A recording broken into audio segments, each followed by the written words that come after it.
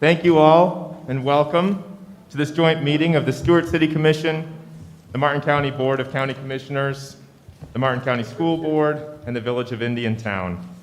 It is Wednesday, October 21st at 9:07 a.m. Here we are in the Blake Library. Please stand and join me for the Pledge of Allegiance.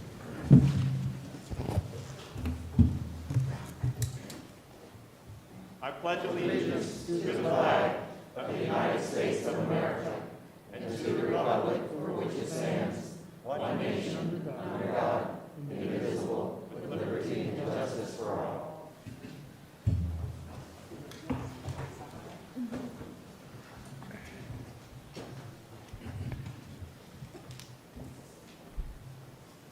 We'll begin by introducing all of the membership here today. I am Michael Meyer, Mayor of the City of Stuart, and we'll go down throughout my board and then progress through the Board of County Commissioners, the Village of Indiantown, and the School Board. Eula Clark, Vice Mayor, City of Stuart, Florida. Good morning. Merritt Matheson, City of Stuart. Becky Brunner, Commissioner.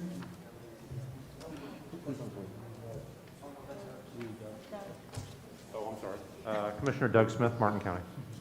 Stacy Hetherington, Martin County Commissioner. Harold Jenkins, Martin County Commissioner. Ed Campy, Martin County Commissioner. Martin County Commissioner Sarah Hurd. Jackie Clark, Vice Mayor, Village of Indiantown. Mayor Janet Hernandez, Village of Indiantown. Councilmember Susan Gibbs Thomas, Village of Indiantown. Councilmember Guyton Stone, Village of Indiantown. Good morning, Marcia Powers, Chair, Martin County School Board. Good morning, Michael DiTerlizzi, Martin County School Board. Shirley Roberts, Martin County School Board. Good morning. Thank you all for being here. Thank you to those watching, members of the public, zooming in, calling in, watching on MCTV.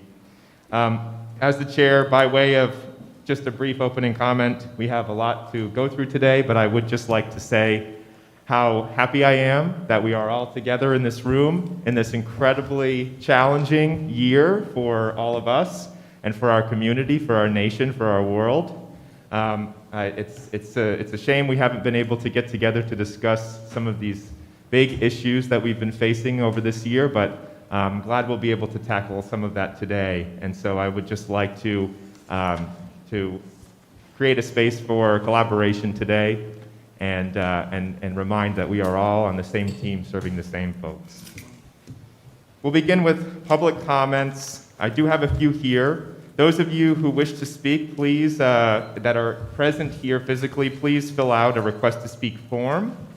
And if you are calling in or zooming in, if you're calling in, please press *9 on your phone to raise your hand, or zooming in, please click the Participants tab and raise your hand on Zoom. First up, we have Jill Richardson. Over there, Jill. Oh, and I beg your pardon, please, if everyone could silence their cell phones, if they haven't yet already. Thank you. Hi, good morning. My name is Jill Richardson. I'm here with Denise Faraday, my co-chair, and Andy McAvoy, our main committee member, to speak on behalf of the community playground for Jensen Beach. So as many of you know, years ago, we raised a lot of money, over $350,000, to build the Jensen Beach Community Playground. It was all community built, and a lot of fundraisers, a lot of time. It's a great playground. We hope that it will remain for years to come. That was how we sold this playground to the community, as a safe place for their families and children to come for years to come.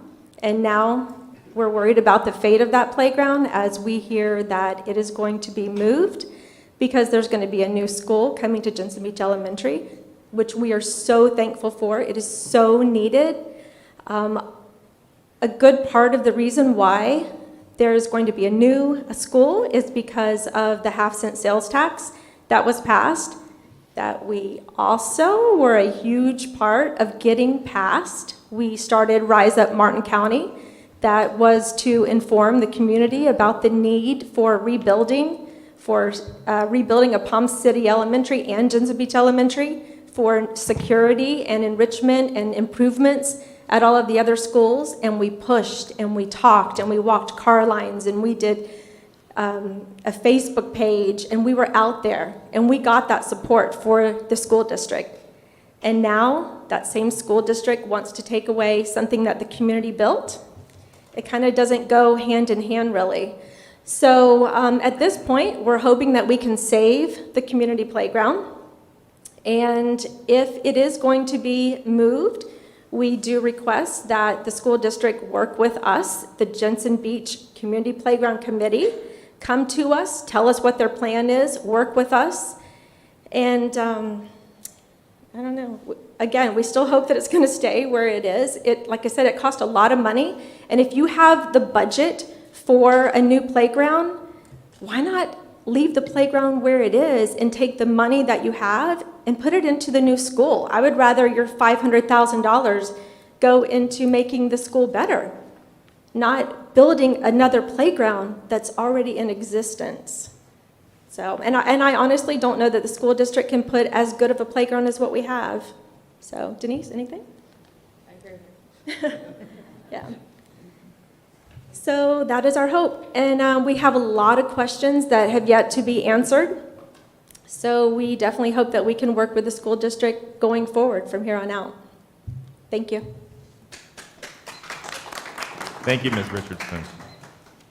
Next, we have Karen Hall.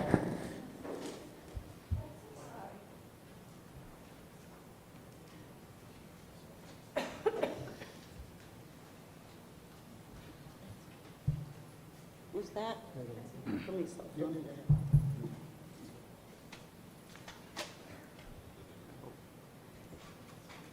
Good morning.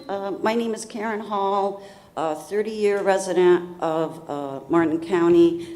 I was a homeschool teacher 23 years, breastfed both my kids for 3 years, and they didn't go to public school till they were 10 and 11. So I never got involved with the school board because I took care of what they needed to know. But I watched the school board meeting last night, and it was so inspiring. I'm so thankful to live in Martin County. I'm thankful for the Zoom, the YouTube, the way we can participate even if we can't make it to the meeting. It's such a blessing. I want to encourage all of you. Thank you for serving us. We appreciate it, whether I agree with you or not. It's a hard job, and you are champions just to put yourself out there, so thank you. I think when you guys get ready to get up and do your thing, like was mentioned last night, forget Republican, Democrat. You're not coming up to be a Republican or a Democrat. We have to figure out a way to talk about climate change without people saying, oh my gosh, that's a Democratic thing. This is not. This is our town thing. We should not be talking about masks. We should be talking about how are we going to get our law enforcement to handle this. We should be talking about, are we getting them mental health training? Are we helping our law enforcement? Are we helping our children?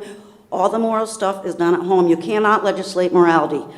Okay, you guys are here to defend us from the evil. And thank you, law enforcement, for doing that. And I hope we give more attention to them as well. Our children, our law enforcement. And I'm thankful, y también tú puedes hablar español. Todo el mundo necesita saber tu voz. Es importante. Estás pobrecitos, aquí no importa. Tú tienes un voz aquí in esta ciudad, esta county, and we're all very fortunate to live here. Thank you for listening. Thank you. Thank you, y gracias, Ms. Hall.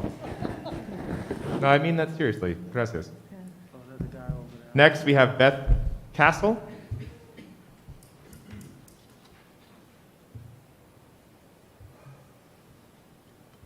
Good morning.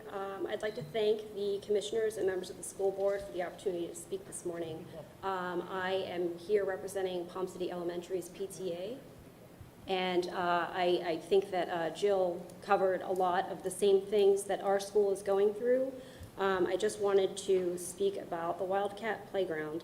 $250,000 in hard costs went into this playground, plus upwards of $200,000 worth of donated material and labor. The playground was designed with a 30-year minimum life expectancy, and no wood has been used in this playground. Everything that I've heard so far has been that the school board, not necessarily the school board, but they're going to try to save what they can of the playground. This playground is only 10 years old. PCE's PTA, who raised the funds and is a party to the interlocal agreement, has not been involved in any discussions to the future plan of this playground up to today. No action, I ask that no action occur until a meeting occurs between all parties to discuss the future of our Wildcat playground. I will say that I did email Mr. Grabowski last night, and he was unaware of the fact that our PTA had not been involved up to this point. So I am requesting that we do have a meeting before any other decisions are made. Thank you. Thank you, Ms. Castle. Next is Jenny Gamache. Gamache? Hi, I'm Jenny Gamache. Thank you, commissioners and the Martin County School Board for listening to me. My daughter, Sarah Gamache, has a memorial at that Wildcat playground. It was put there after she committed suicide in her senior year at Martin County High School by members of this community, by the band boosters, by my fellow citizens. I was on the PTA at that time at that school. I really hope that this is saved. My children are now, one of them is going to college to be a teacher. I'm sure she's probably going to come back here because she's here getting her degree. My husband put a lot of technology into these schools with his business. We've invested a lot into this community and into the school district, and I really hope that her memorial stays. That's all I want. I just wanted you to hear me, the mother that has a memorial. It's been 11 years. It'll be 12 in 2021. So if you haven't seen it, you should go there and look at it. It could be gone. Take a look. There's a plaque. I appreciate many people go there and they send me pictures when they go there. And it's on Facebook, so I'd like to see it preserved. I just wanted to hear you. I wanted you to hear me. Thank you.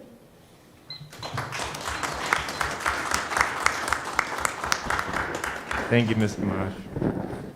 Next is Tom Pine.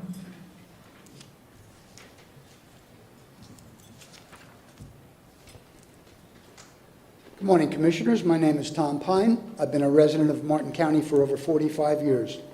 I presently live in Jensen Beach. I'm here today on behalf of Martin County residents that have income at or below the median income, of which I am one of. Our local governments are responsible for food insecurity and a lot of anxiety over becoming homeless because of a lack of control of spending our tax dollars. Just a few weeks ago, the Martin County Commission gave the firefighters of Martin County a raise to better align their wages with counties to the south of us. Yet many workers that work on Martin County projects still make the state minimum wage of $8.46 an hour. The following meeting, the Martin County Commission awarded a contract for waste removal to the highest bidder, not the low bidder, because it was more important to keep the good old boys working than it was to save the taxpayers any money. That's just a couple of meetings. Now add to that the water park, the mooring field, the restaurants on the beach that are run by the county. All of these businesses should be run by private companies, not more county employees. In the late 70s and 80s, I had two boys who went to Martin County schools. At the time, Martin County schools were highly rated schools. That high rating went on to this day. So why is it necessary to hire a superintendent starting at a salary at $170,000 plus benefits? It seems like we're just trying to keep up with the Joneses. Palm Beach County, St. Lucie County both have bureaucrats as superintendents that make large salaries. Bureaucrats are taking over our school system. How much longer will it be before we have more bureaucrats working at the school board than we have teachers in the field? This is just one example of how charter schools are taking over the education system in America from within. Charter schools don't have the bureaucracy we have in the public school system. It's past time that our local governments, all of our local governments, start working for all the taxpayers in the community, not just their friends, neighbors, builders, developers, and the good old boys, but all of us, even those of us who make lower than the median income for Martin County. It's time to start. Thank you for your time. Thank you, Mr. Pine. Next is Andy McAvoy.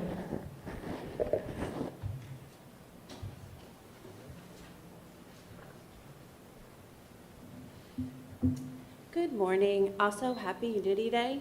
Not a lot of oranges in here, folks. I'm with the Martin County County Council, which is Florida PTA. I'm also representing the playground, but with my role with Martin County County Council, I'm here representing all children of Martin County, listening to Palm City Elementary, Jensen Beach Elementary School, moving forward with the playground situation. I understand there's a lot of people that think, oh, it's just a playground. But you see, the problem is 7 years ago, we came to the school board and said, hey, listen, our playground is not safe and we need your help. And they said, try your best. Let us know what else we can do for you. So what did we do? We went out door to door knocking. The county gave us $151,000 to help us with that. We appreciate that and still do to this day for their support. They were also out there helping build that day also, that whole week, just so you know. With that being said, when we asked for a new school build for both schools because our children were in an unsafe environment, again, we went to the school board, we fought for it, and they said, help us pass the sales tax, you guys can get your school. What did we do? We rised up and helped get your sales tax passed. Now we're at a point here where I'm probably playing devil's advocate. I understand that we're fighting this big battle as a little community, but we're small and mighty, if you haven't learned that by now. One of the things I want to say is we know that the playgrounds are probably going to have to be moved, but we want you guys to have the respect for the playgrounds and for the people that built the playgrounds, for the community members who spent over $50,000, the person who spent $1,800 on the tire swing, the person who spent $5,000 on a special needs swing that we have for our children, which, by the way, when building Jensen Beach Elementary School, let's remember we have an EAC unit, and that was one of the reasons why we built an ADA-compliant playground. So building that playground was also special to that school for another reason. We just want to make sure that moving forward that we are part of the conversation because we were the conversation. We were the people who did this. We were the committee, the community, the people who donated, who sat there for the week and built every single piece of everything that that playground. But I don't know if you guys are aware, but when the children designed this playground, they picked what they wanted, what it wanted to look like, how it was going to look like. And then their parents were given pieces of wood, nails and drills, and we built that Lego set, putting it together. So when you also talk about removing the playground, it's not going to be easy. It's really not, because we were there when we had to dig 16 feet holes for the footing to be put in, with a giant crane that we had to have come in and move things around. So we, again, should be part of this conversation because we were the ones that were there. Again, we understand that building the school is super important. I'm going to be there for the next 9 years with all my children being there. So I want this school built and PCE wants their school built as well because the children need it. But we just want to make sure that we're part of the conversation because it is important to us. Thank you, Ms. McAvoy. That's the last of the public comment I have cards for here in person. Are there any remaining? Any online, on Zoom, on phone? No, we're, Seeing none? Thank you all for speaking. and Mayor, if I may, you've had school board council person Tony Anderson show up, as well as Anthony Dowling from the Village of Indiantown. So, Thank you, Ms. Krista. Yes, and welcome. We'll move on to our proclamation for the day, Lights on After School Day 2020. This is presented by the Martin County Board of County Commissioners staff. Good morning. This proclamation is declaring Lights on After School Day in Martin County. High-quality after-school programs are credited with improving students' scholastic performance, enhancing emotional learning capabilities, decreasing dropout rates, and closing achievement gaps for economically vulnerable populations. Lights on After School Day, to be recognized on October 22nd, tomorrow, is a national effort to ensure that all children have access to quality, affordable after-school programs. The Boys and Girls Clubs of Martin County is leading a local effort to showcase this important cause And here to accept from the Boys and Girls Clubs of Martin County, I have Keith Fletcher, President and CEO, and Angela Hoffman, who is Chief Advancement Officer.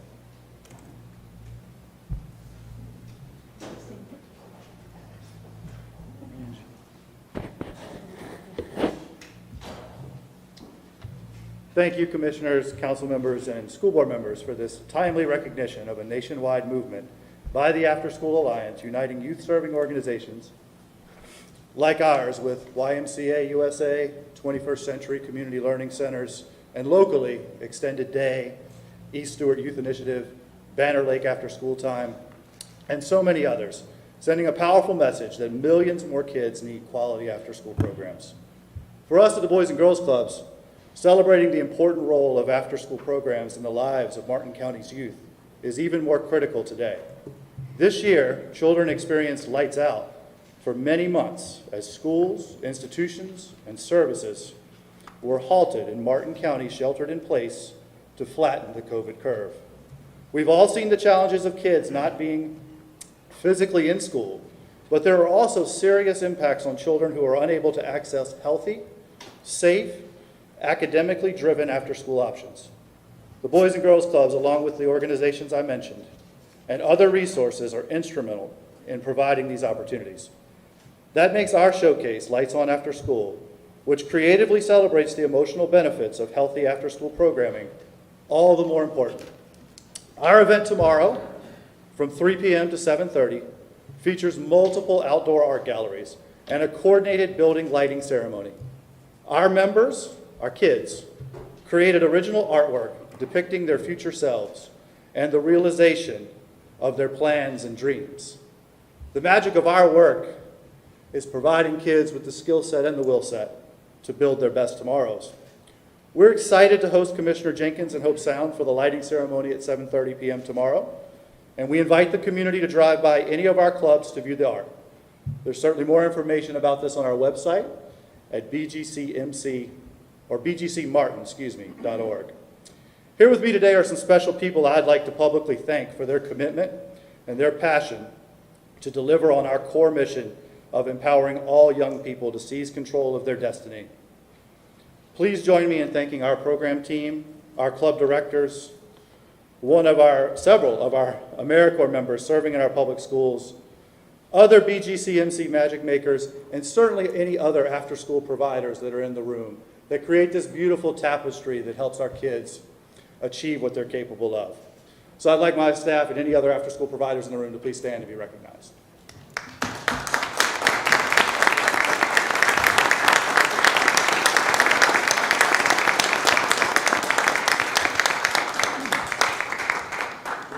So on behalf of the thousands of kids served through the Boys and Girls Clubs of Martin County alone, thank you again.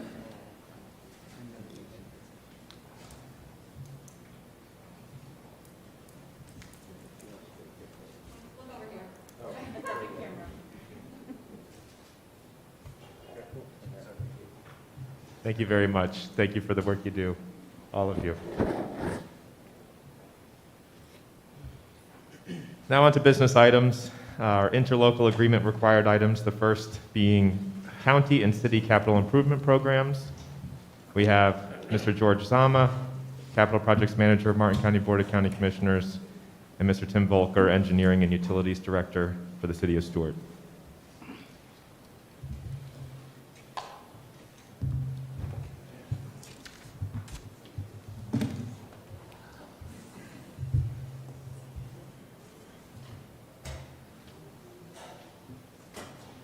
Good morning. I'm George Zama, Capital Projects Administrator for Martin County Public Works Department.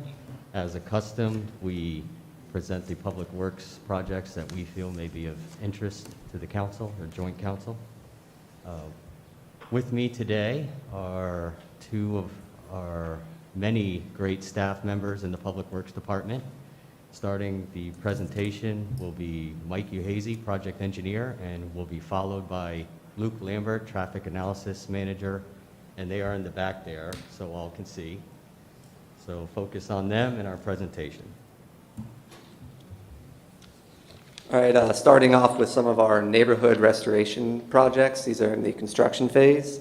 Golden Gate we completed in March. Tropical Farms is soon to be completed. Sunset Trail and Hibiscus Park just basically kicked off and will be soon underway. Old Palm City is also, we received the bids and it will be under construction shortly. And Heritage Ridge we also started in February. Some of the projects under the design phase, we have Beau Rivage, Lalani Heights, Hope Heights Pump Station, which is of great importance. We just actually selected an engineer to begin design on some of the critical aspects of that project to relieve flooding. Then we also have Gomez Corridor, Coral Gardens, and Hope Hills. Some of our roadway resurfacing and construction projects, these were all Florida Department of Transportation grant-funded projects. We have Indian Street resurfacing from US 1, basically to Dixie Highway. We had Southeast Cove Road from Canner Highway to US 1. That was completed in March. Savannah Road resurfacing and bike lanes, that's almost completed. The bike lane improvements and crosswalks were a great improvement for pedestrians. Then we have County Road 609 guardrail, which is a safety improvement project near Indiantown. And then we also have Murphy Road resurfacing. That'll be starting in January. That will also tie in with our Murphy Road Bridge replacement project. Some of the roadway and resurfacing projects that are under design. We have Dixie Highway resurfacing Jefferson to Indian Street. We have Salerno Road, which also includes bike lanes from Canner Highway to Willoughby, and then also from US 1 to Commerce Avenue on Salerno also. We have St. Lucie Boulevard resurfacing from Indian Street to Ocean Boulevard. We have County Road 707, Beach Road resurfacing, County Road 708 resurfacing from County Road 711 to US 1. And then we also have Ocean Boulevard sidewalk, which I think is a great project because it connects some missing links to sidewalk.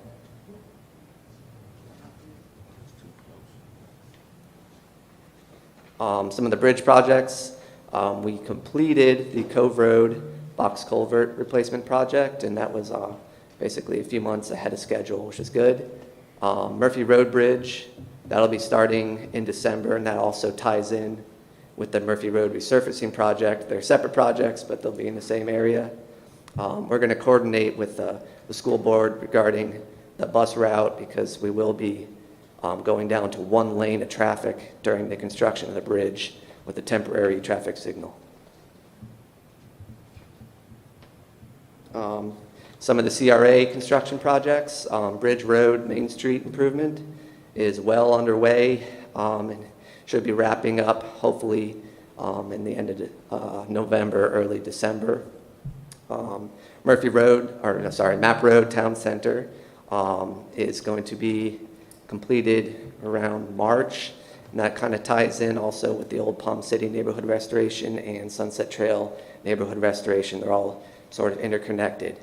The Gomez Affordable Housing is a great project. We're building a road, and Habitat for Humanity is going to be building some affordable housing for the community. And then I'm just going to highlight some of our great projects that we collaborate with the city of Stuart on. All these projects on here are multimodal enhancements. So we just wrapped up Dixie Highway sidewalk extension from Wright Boulevard to Greenberg Parkway. That's 1,600 linear feet of 8-foot wide multimodal path.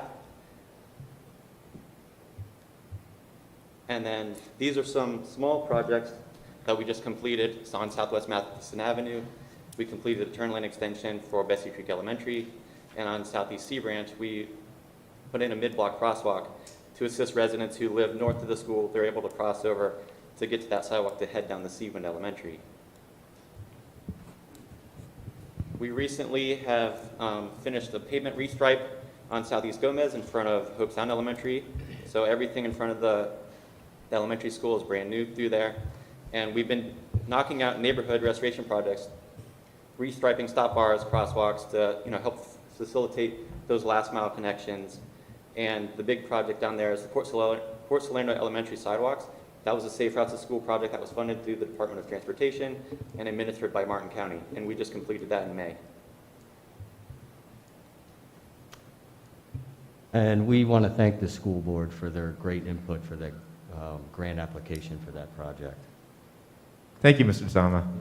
Mr. DiTerlizzi? Thank you very much. I'd like to thank the county. I'd like to thank Commissioner Campy and the staffs for both the school district and the county for the Matheson Avenue extension, the turn lane extension to Bessie Creek Elementary School.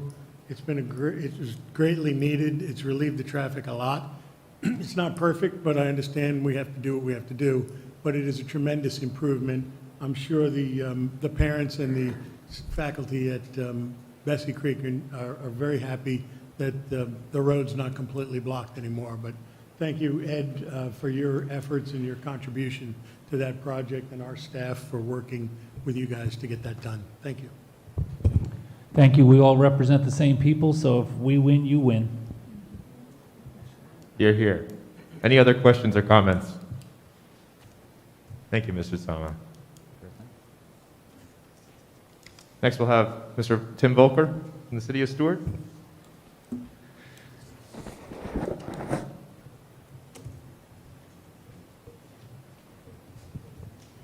I'll mention our newly anointed Engineering and Utilities Director. Good morning. Good morning, City Commission, County Commissioners, Martin County School Board, and Village of Indiantown. As Mayor Meyer mentioned, I'm Tim Volker, the City of Stuart, Engineering and Utilities Director. Here to discuss the recently completed city-county projects and also some upcoming projects that we have coming down the pipeline this fiscal year. This slide shows a couple transportation projects. As Luke mentioned, the recently completed Northwest Dixie Highway Sidewalk Project. It was a LAP grant that the city partnered with the county on, utilizing their LAP certification. And this segment of sidewalk is actually part of the East Coast Greenway project. It's a trail system that runs from Maine to Key West. So it was only 1,600 feet, but it was a small segment that filled in one of the gaps along that trail system. Another recently completed project was the Zone 2 resurfacing project. The city breaks up their pavement maintenance into 5 zones, and we try to attack 1 zone per fiscal year. Zone 2 is actually the neighborhood north of Ocean Boulevard, in between the St. Lucie River and Ocean. And then Fraser Addition alleyway improvements. This neighborhood's located in the old Potsdam part of the city, and these alleyways were never paved. They were gravel. We would have to come in and install gravel, fill in the potholes 2-3 times a year. So we actually installed pervious concrete in lieu of a typical asphalt curb, inlets, stormwater piping. The pervious concrete's been down for a year, and it's worked very well. We have heard a lot of good compliments about the project and infiltration with stormwater for that. Some upcoming transportation projects, as Luke also mentioned, is our Florida Street Sidewalk Extension Project. The bids actually open this afternoon. That's another project the city partnered with the county. It's a LAP project where we utilize the county's LAP certification. For our street resurfacing this fiscal year, Zone 3 we'll be doing. Zone 3 is the heart of East Stuart, so we'll be milling, overlaying streets in East Stuart along with microsurfacing and making point repairs along the roadway system. And then lastly, our Shepherd Park boat trailer parking improvement project. We were awarded a fine grant.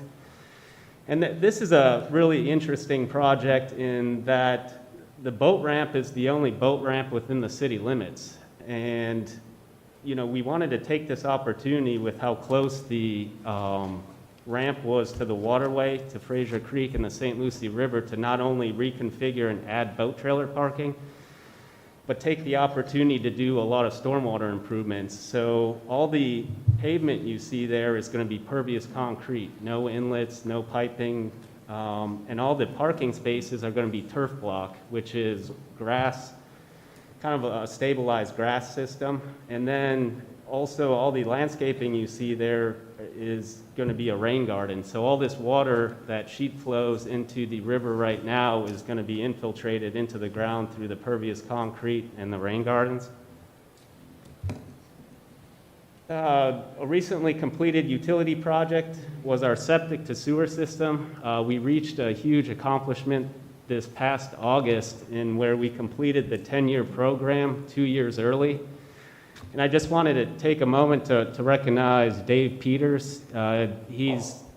Was the utilities and engineering director who's going to be retiring here in January. And without his foresight, hard work, and dedication, that program never would have happened.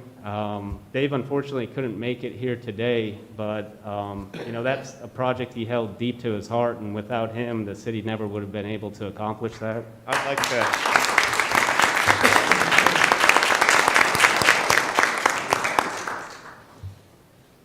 Another utility project that's currently underway is a project the city partnered with the county and FDEP.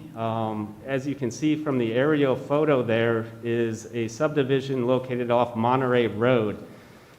There's about 180 residents there that are all on private wells, and this neighborhood had some contamination related to PFC compounds, which are becoming more and more prevalent. Pretty much every day in the news you hear more and more about them.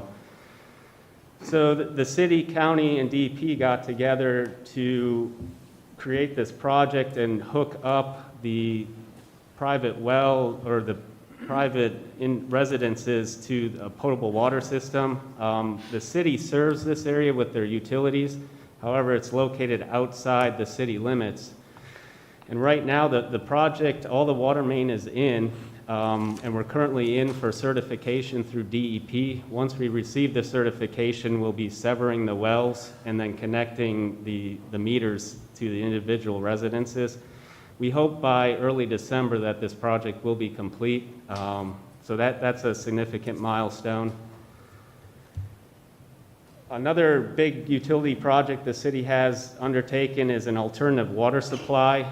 Recent factors such as emerging contaminants and saltwater intrusion have really stressed the existing water supply. In order to diversify our water supply, we needed to seek an alternative source, and we ultimately decided on the Floridan aquifer. So that to diversify our source and allow flexibility in operations, we have recently completed drilling our Floridan aquifer well. The next couple of days, they'll be testing the well and doing water quality tests. Once we get the water quality back, the RO design, they'll be able to wrap that up, and we're hoping to go under construction summer of 2021. And it'll be a 2-year project to complete the RO facility. And lastly, it's kind of fitting this morning with how much rain we got overnight, and especially over summer, really caused us to look at certain areas that have flooded throughout the city. So the city's going to be looking to update our stormwater master plan. Last couple decades, we've had several master plans happen. Certain projects have gotten completed, and others have not due to funding. So we're going to kind of dust off those old plans, see what was constructed, what's not, what floods now versus what didn't flood previously, identify those areas, and then kind of rank the priority projects and the funding needed in order to complete that. With that, does anyone have any questions or? Thank you, Mr. Volker. Any questions? Yes. I just, on the Monterey subdivision project, which is also in my district, I wanted to thank the city for the collaboration, and we were nearly able to get that almost 100% funded by 2 different DEP fund sources. And I thought it was interesting that DEP, one of our conference calls commented that what great collaboration we have between the county and the city, which is apparently not the case in all jurisdictions. So we appreciate your work with that, and we look forward to having the project completed soon. Thank you, thank you. Thank you, Commissioner Hetherington. Any other questions or comments? We'll put a pin in the stormwater projects to discuss hopefully at a later item, our sustainability action plan and climate vulnerability assessment. But yes, thank you very much, Mr. Volker. Next, we'll move on to our county and city large-scale development project update. We'll begin with Clyde Doolin, Comp Plan Administrator for the Martin County Board of County Commissioners.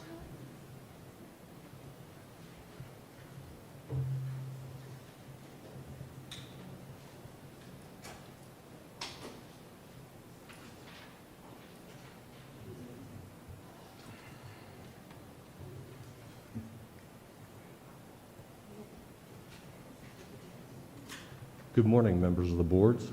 My name is Clyde Doolin, and I will be brief. We have a few projects to tell you about on this slide. The first one, the reserve at Jensen Beach, is listed here as not yet approved, but it actually has been recently approved, so this is a little dated. Newfield, which most of you probably know as Pineland Prairie. This 1,251 units is the first master plan of that larger 4,200 unit project that has been proposed. Pulte at Christ Fellowship is not yet approved, it's still under review. Banyan Bay is phase 2C. It's the last of the single family phases in a larger project that contains 293 units.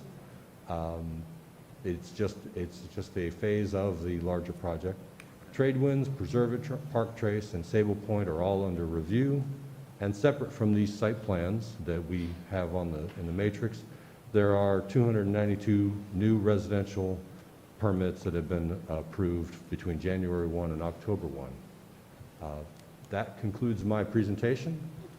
If you have any questions, I'll be happy to try and answer them. Mr. Mayor. Yes, Vice Mayor Clark. Mr. Doolin, could you put that back up again?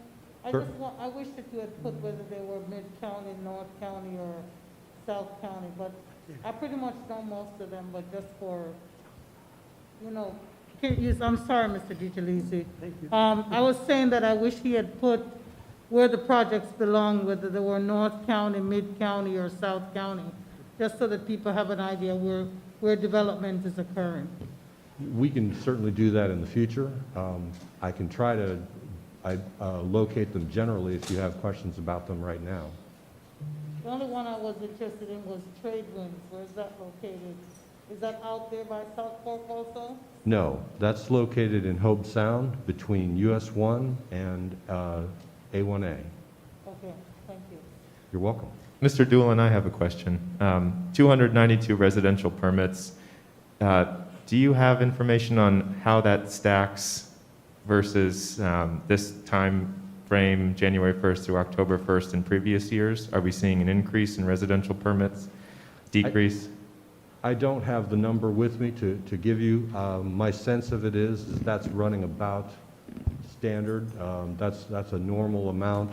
We usually will do 300 to 400 in a year in round numbers, very round numbers. Sure. And how about commercial? We did not bring with us that information, but if you want that in the future, we can certainly provide that. I think that would be helpful. Thank you. Thank you, sir. Any other questions or comments? Thank you, Mr. Doolin. Thank you. Next, we'll have Mr. Kevin Freeman, Development Director for the City of Stuart.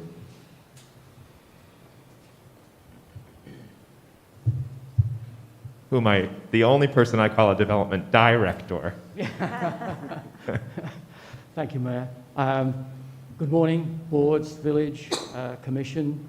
I'm just going to do a very brief presentation regarding the activity in the City of Stuart regarding major development projects for the last 3 months. We have approved, the city has approved 6 major projects, and I can break down, you can see where they are. There's fairly concentrated, if you like the word concentrated in this respect. It's South City, a lot on the edge of the city, and then we have some activity in the CRA area. We are seeing in the present time more movement occurring north of the city, and you'll see a report on that hopefully next quarter when we may have some permits or some activity in that location.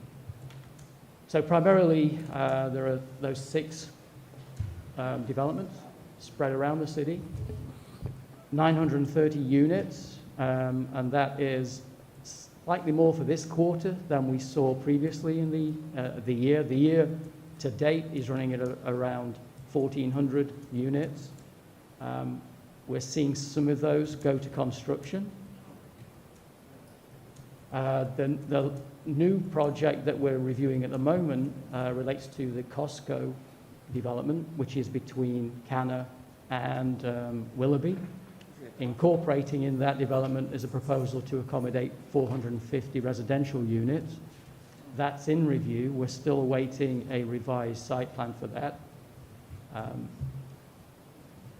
The Costco development is around this location on Canna. So in this quarter, we've just seen 2 single-family permits and 9 townhome permits, which is on track for what we would normally see. However, when you review the number of permits or approvals number of approvals that have been granted over the last year, we're seeing some of those projects now move to construction, and I would think that that number of permits would accelerate over the next 18 months. So the city has had a drive to look at providing residential accommodation for workers and workforce recipients. So the number of people who actually work in the city will live outside the city. That's primarily been the city's target for some of these developments. And we're seeing from reports from meetings with developers recently that is occurring. They are receiving inquiries from people who work in the city to relocate into some of these locations. The city understands that by providing housing, we're developing a wider spectrum of housing product, and in that, we're hopefully capturing a lot of the vehicular movements through work, place driving from outside of the city. So multiple different aspects of these approvals. When these start to go to construction, we would hope that there would be a significant number of construction jobs provided in the city to support local businesses. So that's what I have today. If you have any questions, I'll be happy to try and answer them. Thank you, Mr. Freeman. Yes, Vice Mayor. Okay, thank you, Mr. Freeman. And my comment is this: if we were having these city-county school board and joint other community meeting, maybe quarterly or something, this would be a good presentation, because you've given us what we've recently approved. But what my concern is for people who are calling, and because this is at the end of the year right now, and we can't just tell you bring something back at the next meeting, because we've probably had one this year. I wish that we had done a little summary, especially for the city of Stuart, because people are asking about the major projects that are on the north side of the bridge. There are 4 or 5 large projects which we've approved some time ago, but they're coming into construction. And I wish that we had seen something that shows overall what is happening in the city. But I really appreciate what you've given us. And but I think that that's a major concern. And maybe if you can provide that information to some of these boards, they may be interested. The ones, Jensen Beach Elementary talked today, the parents talked about things happening right in their community, in their backyard, and some of those things that happen in the city of Stuart does affect the school system and others in that area. So even though there might be older people who will be living in some of these developments, I just think that it would be good to have seen what projects are, you know, have been approved during the year and are going to be built or built out. Okay, thank you. Thank you, Vice Mayor. Commissioner Smith? Is there any feedback to that or no? Well, I can just give a brief update to the project that most people are actually seeing being in construction at the moment, which is the Watermark project. I think it's 364 units going in there. On US 1? On US 1, north of the bridge. We have sort of assisted living facilities going up north of the bridge also. The permits or the applications that you're likely to see in the future, we have Avonlea actually approved, and the permits may be coming in on some pieces of that. Some have been previously approved well before the last year. There are 62 units going in on a portion of Avonlea, single family and townhomes, which is in the area that you're talking about. We will be expecting to see more applications come in for the Avonlea neighborhood this next year. Thank you, sir. Thank you, Mayor. Yes, Commissioner. My question was almost going to be exactly what Kevin just shared, because I think what's not seen, and Ms. Clark, thank you, Commissioner Clark, thank you for that. I'm getting a lot of feedback that what's happening, what's going on, we didn't know what was happening. And so really the amount of permits or the amount of units is a little off because of what is currently under construction up in Jensen that isn't showing up in those numbers. Well, I'm sorry? the number of permits that are being issued, that's what we have. The number of permits would not change, including those that we see in construction now until they reach CO. So we will see an acceleration of those numbers the next quarter, I would see. But Kev, so Yeah. those 400 units or those numbers there, Sorry. do Yeah. any of them represent the 365 up on US 1? No, those not. Okay. I just, Yeah. for the purposes, if we're informing the public as to what's going on, all that got left out of the presentation, and that's what everybody sees. And it's very hard for people to understand what's going on. I mean, what's interesting is we're getting blamed, the county, for all the construction because they don't know it's a city up there.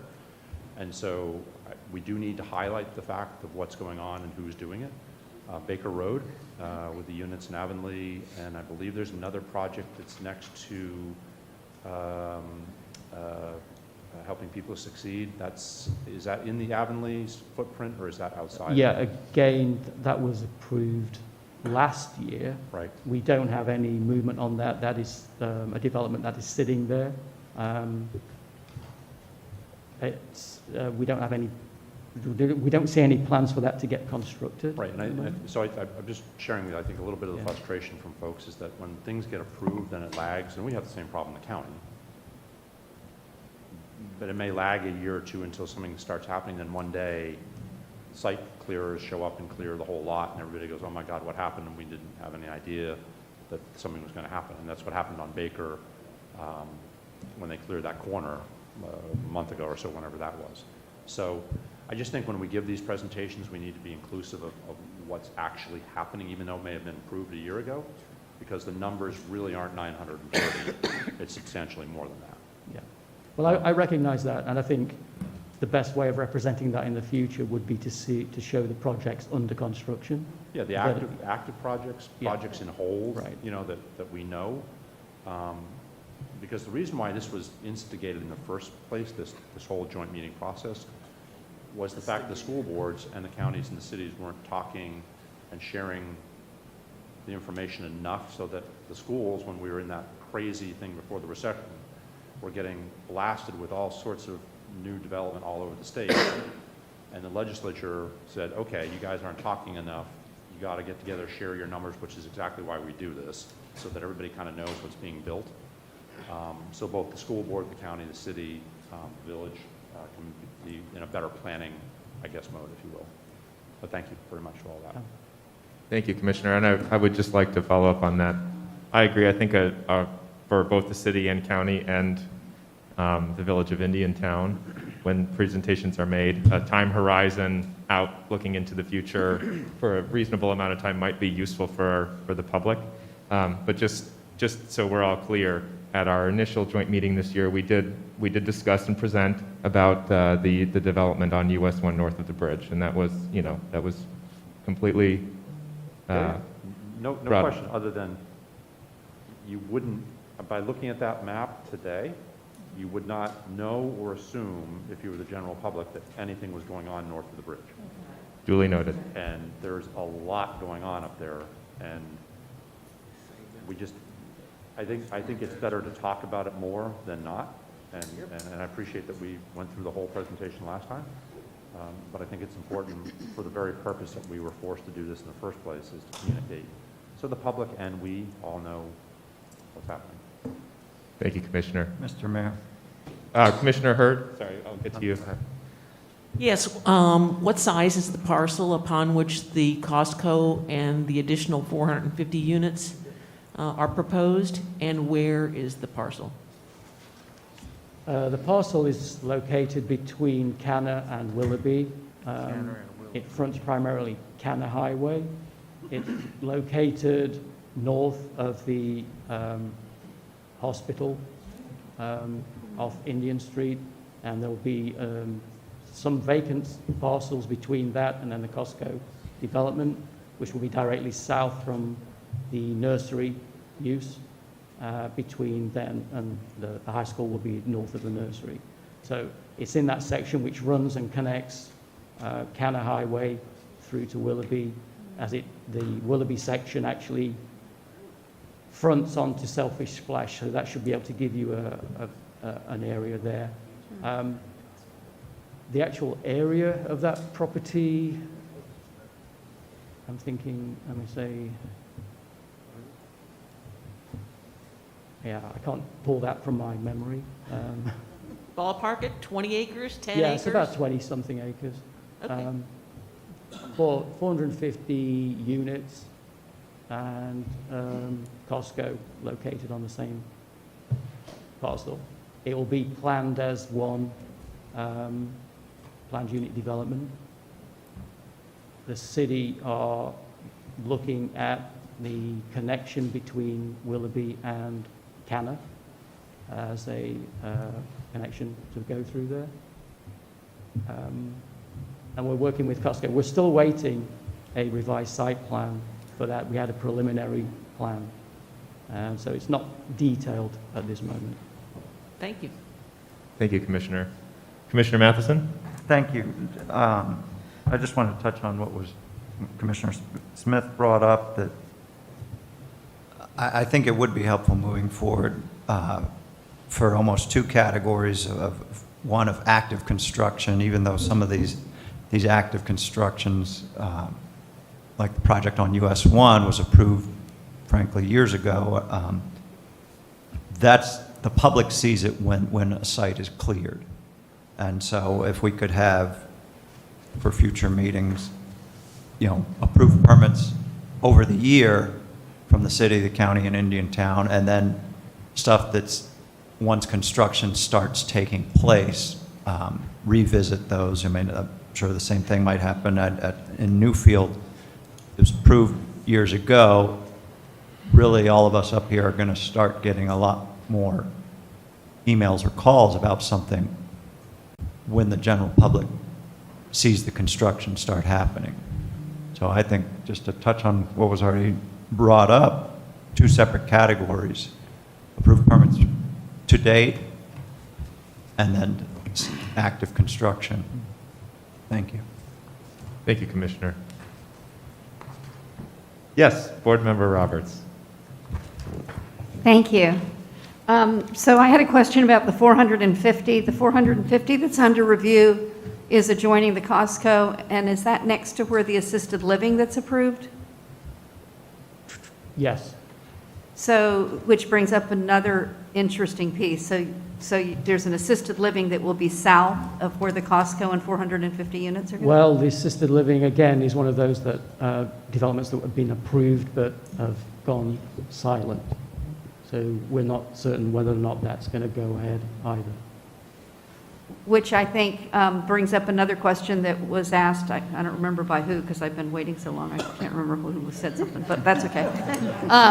But can we also, when we look at these, also look at commercial and also look at assisted living? Because I think that those things are pieces, you know, like we have the recycling place that's down on Commerce, you know, I mean, some of these things that have come up, I mean, I don't think that necessarily everybody would know about those since we're not talking about those.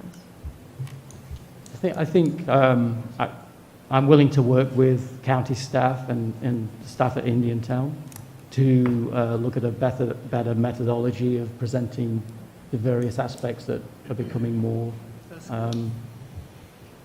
talked about. There's going to be some need for cutoff at some point on whether or not we have a totally separate presentation relating to commercial use. Well, I guess that's a question for the people here. Are we only interested in residential development, or would we also like to see the staffs presenting things that's anything where the ground is being bulldozed and development is occurring? And personally, I think that since we're having this meeting and this is an opportunity for the public to be able to look and see everything in one place, that besides focusing on residential, we should be focusing on anything and kind of like looking at anything that whether it's been approved or whether it's been started, we should have that kind of as a backdrop. But I leave that to the rest of you. If I may, Board Member Roberts, I understand that our interlocal agreement specifies residential as part of the update process.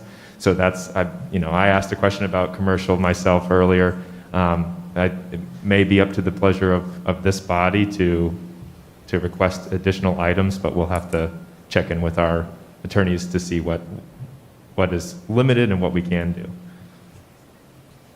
Mr. Mayor, I had my phone on. And I apologize for missing you earlier. I'll put my spectacles back on. Vice Mayor Clark?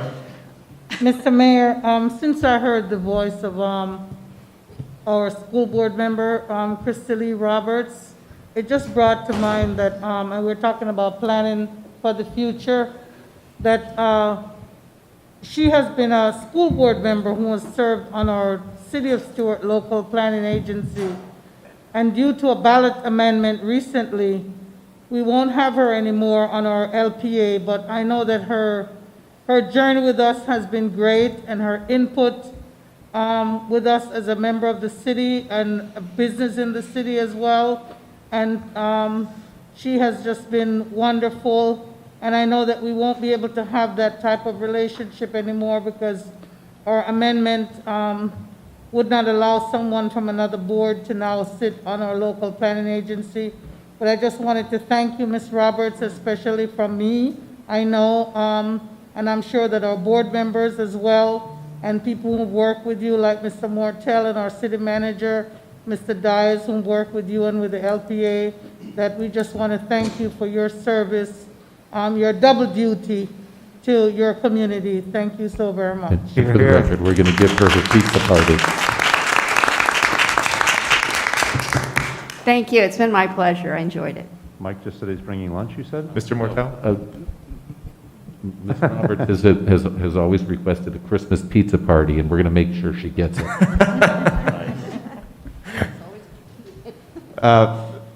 Commissioner Campy. Thank you, Mr. Chairman. I just want to remind us while we're looking at these projects, first off, I appreciate the efforts of city staff. You know, infill, we've had some issues at the county level about infill and how that coordinates with the existing neighbors. I have also heard about some of the projects that have been popping up, and it is sometimes reassuring to be able to say that's in the city of Stuart. But with that in mind, I would tell you that I think that most of us in this room understand, but I think it's important that we also point out to our residents that when they start judging the projects that have been approved by another board based on what they look like under construction, is not really a fair evaluation of what the project will look like when it's done. Because at the end of the day, the concept, and if you look back at your list there, most of them were apartments. And that's exactly what all of us are hearing from our residents. And the residents that we're talking about, in many, many cases, I'm living it personally, are our young people that go off to college or take trades after graduating from high school and would really like to live in the communities that they grew up in. But if we continue to build beautiful home sites that are outside of their financial reach, then we're forcing our young people that want to live in their own communities to move elsewhere. And I think that dilutes us as a community, as well as the fact that the people that are doing our service trades and up from that, public defender, first responders and people that protect us, they would also like to live in the communities that they serve. And that is another problem that we've had in the past. We've been talking about it, but I'd like to commend the city of Stuart for actually doing something about it. Those apartments, I'm sure, when they're all completed, will be assets to our community. They'll look pretty. They'll fit in. I saw the same project on US 1 north of the bridge, and when you saw all of the stick-built construction, everyone becomes a construction expert and an engineer. But I think when it's all done and landscaped, it'll be a benefit for the community, and the virtue of the fact that it'll offer housing opportunities for our families that have already lived here and folks that work and serve our community. I commend you, and I think it's a tough job to sort of work the public relations before the projects are done, but it's valued, and I appreciate it. Thank you. Thank you, Commissioner Campy. Commissioner Smith? Yeah, thank you, Mr. Mayor. Just two quick things. Kev, you mentioned maybe, and maybe I was reading into it, but on the Costco project, is it the thought or the hope that Ruhnke will connect through the project to Canner? Unfortunately, the way the Costco property lies at the moment, that connection to Ruhnke can't be made directly. So where the existing traffic signals are at the moment, that particular property is not in control of that applicant. However, I have been speaking directly to the county's engineer, and we do have some other options where that exit comes out onto Willoughby, and ultimately to look at a potential future connection with Ruhnke, blending in the northern piece of Selfish Splash, potentially. Okay, when you said that, it just kind of triggered my thought that if that were something that could work, that would be really cool, I think, to have that next piece of connectivity. So if our staff and you all can see if we can't figure out how to make that happen, that would be great. And the last little thing I heard from some residents last week on, I think it's 14th Court or Street, going into Palm Lake Park, with the development approval for the hotel that's on the corner there. There was discussion, at least at one point, and I don't know if it ever made it into the approvals from the city, but that the hotel was to have built a right-hand turn lane, I think, off of 14th into the hotel, and that didn't get done. And so just at some point it would be helpful to get an update. Where does that stand, and what was the role of the hotel, the responsibility of the hotel to build that?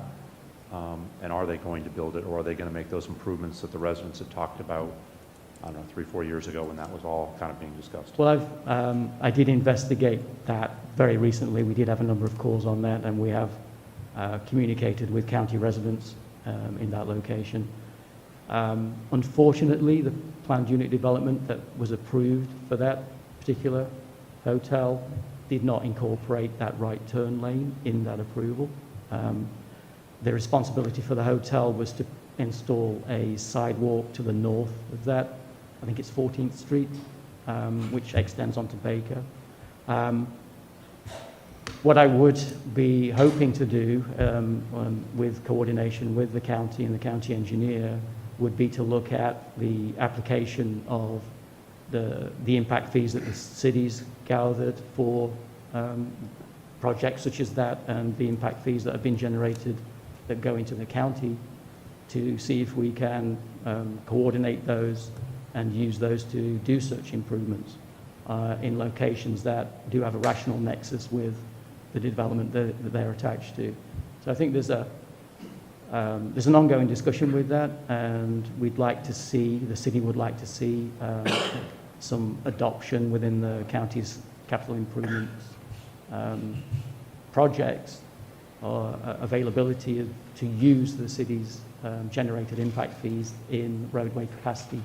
Well, as a project. compromise, Kev, what I would ask and suggest to the city, if we were to reach that kind of discussion, would be that on these PUDs, when there is infrastructure that is needed, that the developer build it in the first place. That should have been their responsibility, not the impact fees or our responsibility to build it after the fact. And I understand the logic that, we want people to build things and we want jobs and we want all that kind of stuff, but at the same time, those infrastructure costs that are specifically at the purpose of the project that's being built, otherwise we wouldn't have needed the turn lane there to be built, it would be helpful to see those included in those kind of projects. I mean, I'm more than happy to have the impact fee conversation, but I think we all work really hard to make sure that if we're going to go into an adjacent residential neighborhood, that the impacts, and I remember those conversations, I think you might have been away at that point, but there was a lot of conversation from the neighborhood relative to the impacts of the residents living there. And I think there were some commitments made to doing those things, and maybe they didn't happen. And so as we move into further generations of newer infill projects, I think we've got to be super cautious and observant of how do we make sure that whether they're sidewalks, turn lanes, those kind of things, that we try to get the project to do as much of that as possible. I think, we understand that, and our concern, and particularly bearing in mind the direction that state statute has taken with the collection of impact fees and the distribution of those and the use of those, that they should have a rational nexus with the projects that they are collected for. So if a project is increasing capacity or causing traffic safety issues, then both the city and the county should be applying those impact fees to improving the capacity at those locations. And I totally agree with you that where possible, the development should be taking those into account. Thank you. Thank you, Commissioner. Thank you, Mr. Freeman. Thank you. Yes, George Zama, Capital Projects Administrator, I could speak on behalf of that issue at hand. We could certainly come up with a solution we can get with city staff, but in regards to preventing the further issue, I think typically during the permit process, a project adjacent to a county road that impacts a county road, a right-of-way use permit is to be applied for during the process, and construction, and definitely a certificate of occupancy cannot be issued until the right-of-way use permit is implemented. So we need to ensure that the right-of-way use permits are applied for and approved before construction starts. Thank you, Mr. Zama. Yes, Mr. Anderson. Yes, it's been a bit, but I wanted to echo on Commissioner Campy's remark, and also really appreciate the fact that you are conscientious of the fact, and basically what you said is that when it comes to housing, we really need to have something for everyone in the community. That's basically what you're saying. I know that this is Martin County, and it would be nice in a perfect world if we all had 1 acre lots with $300,000 homes, and we do have our share of that, but also we got to be mindful of the fact that we have a lot of young people that go off to school, and they just can't afford to come back here, and they're in the early part of their career, so, the apartments, while they may not look as what we're, most desirable, but I mean, that's part of life. And, it's like the cell towers. Nobody wants to see that in their area, but everybody get the benefit of a cell phone and computers. Somebody got to sacrifice and do something. So I do appreciate the fact that you're well aware of that, but we have to look long-term and overall and be all-inclusive. I did hear someone say a while back, oh, just let them go to Port St. Lucie, whoever they are, and I thought, oh, how sad is that? So it's okay for them to come here and work, cut our grass, clean our hotels, but when night comes, go to Port St. Lucie. Well, I don't even think that's an option now. So we got to do a better job here in Martin County, having something for everyone. Thank you, Mr. Anderson. I'd like to move on to our interlocal agreements between the county and the school district. We have Mr. George Stokas, Assistant County Administrator for the Martin County Board of County Commissioners. Good morning, Mr. Chair. This item before you today is a result of multiple comments we received from the Board of County Commissioners at previous dates as well as previous joint meetings. And albeit today we're not here to sit and go over the absolute interlocal and negotiate it, staff is seeking direction as to where each body would like to go. And to our, basically the bullets identify what the county staff has listed as goals or objectives for a master interlocal agreement. Currently, as it stands, we have about 12 facilities that are joint facilities in which both the school board and the county have assets or property ownership on. What the county is seeking with the school board at this time is for one master local agreement to create consistency amongst all 12, if not more, facilities as they become identified. And what I'll put up on the screen is a list of all 12 of those facilities, some of the assets that are located on that facility, who is the property owner, and as well as the operating maintenance costs for those facilities. And in discussions with Mr. Grabowski earlier this morning, I think we both would agree we would like some direction from those bodies. And I think also to our understanding, there are no joint facilities with the city or the village of Indiantown. This is a county and school board interlocal. So with that, Mr. Chair, that was my brief but hopefully brilliant presentation. And I'm joined today by Mr. Abate, Mr. Grabowski, and his staff as well. And I'm ready to take any notes and comments on the proposed interlocal.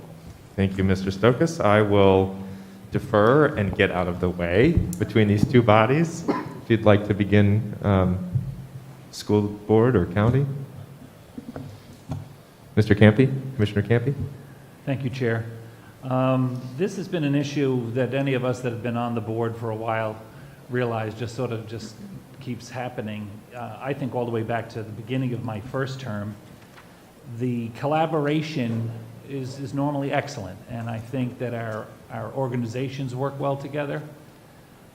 I look at the list of 12, I'm very familiar with several of them, not as familiar with the others, but I would assume if there was a rationale put in place in the first place that we would have this, that the first thing we should do is see if any of the 12 are still viable. If they are not viable, then maybe you take them off individually versus, I thought I had heard some conversation about that we would no longer have an interlocal agreement. This came up at one of our commission meetings, and I'm glad that it came up again today. I can have personal conversations with my friends on the school board or within the district, but that's not, I don't represent my colleagues, so we have to do it like this. I think it's important that we give direction. I agree with Mr. Stokas that this is not the venue for hashing out line by line strike-throughs, but the direction that I would at least offer up right off the bat is that, and we all say this, and it sounds almost cliche, but especially in this particular case, it's very important we understand that the school district and the county, as well as the village and the city, we all represent the exact same people. It's not a different set of students and families that use the school districts. I'll give you an example. The Hidden Oaks Middle School, they have a basketball program that came up out of the community. It started off small. It is very successful. It has churned out, the kids grow through the program. My own children did. And it is an excellent program. Now, the county doesn't have gymnasiums, and we shouldn't be building gymnasiums. When I say the county, I mean the Board of County Commissioners.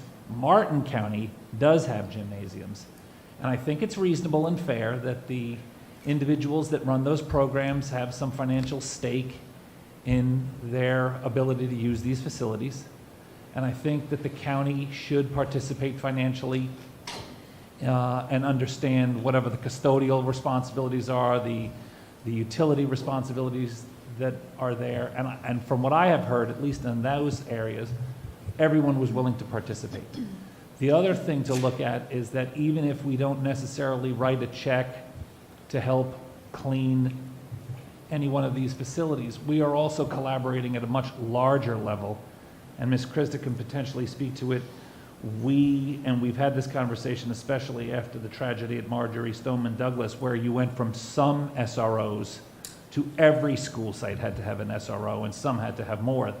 That financial burden on the district would have been nearly insurmountable. But the county, the BOCC, we also contribute $650,000 towards that, which is a contribution because it officially doesn't fall into what our responsibilities are, but that would go against what I just said, that we all represent everyone. We also, I believe, Ms. Krista, pay for the school crossing guards, correct? So we pick up the tab for all of the school crossing guards, which would sound like a responsibility of the district.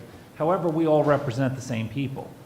So I can't speak to some of these sites because I don't know exactly what's going on there, but I'm sure my commissioner colleagues could. So I think it's very important that we finally put this to bed, that we utilize these facilities appropriately in a fair manner, and that if it's an outside organization, a not-for-profit, I know sometimes people got frustrated that maybe a director of one of these youth organizations might get some compensation. I personally don't see that as a problem, because if someone is going to dedicate, countless hours to these programs that benefit our children, I don't see a problem that they get some type of compensation. Now, are they going to get rich doing this? I would say not.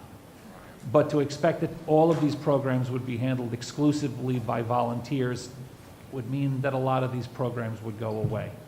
So I think it's important that we have our organizations collaborate.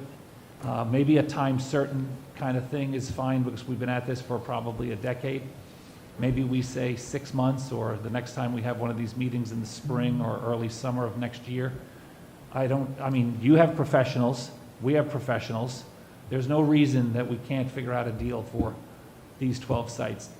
And my final comment, sir, is Mr. Stoke has also mentioned that there should be some mechanism that if something new comes up, that we could add it in without having to start all over again, that there'd be some language built in to this agreement that would say if a commercial site becomes available and either the district or the county could purchase it, that we could collaborate on that. I don't want to give specific sites that I have in mind, but there are a couple of sites that are pending that might benefit us as a county to pick up as a site. So thank you very much.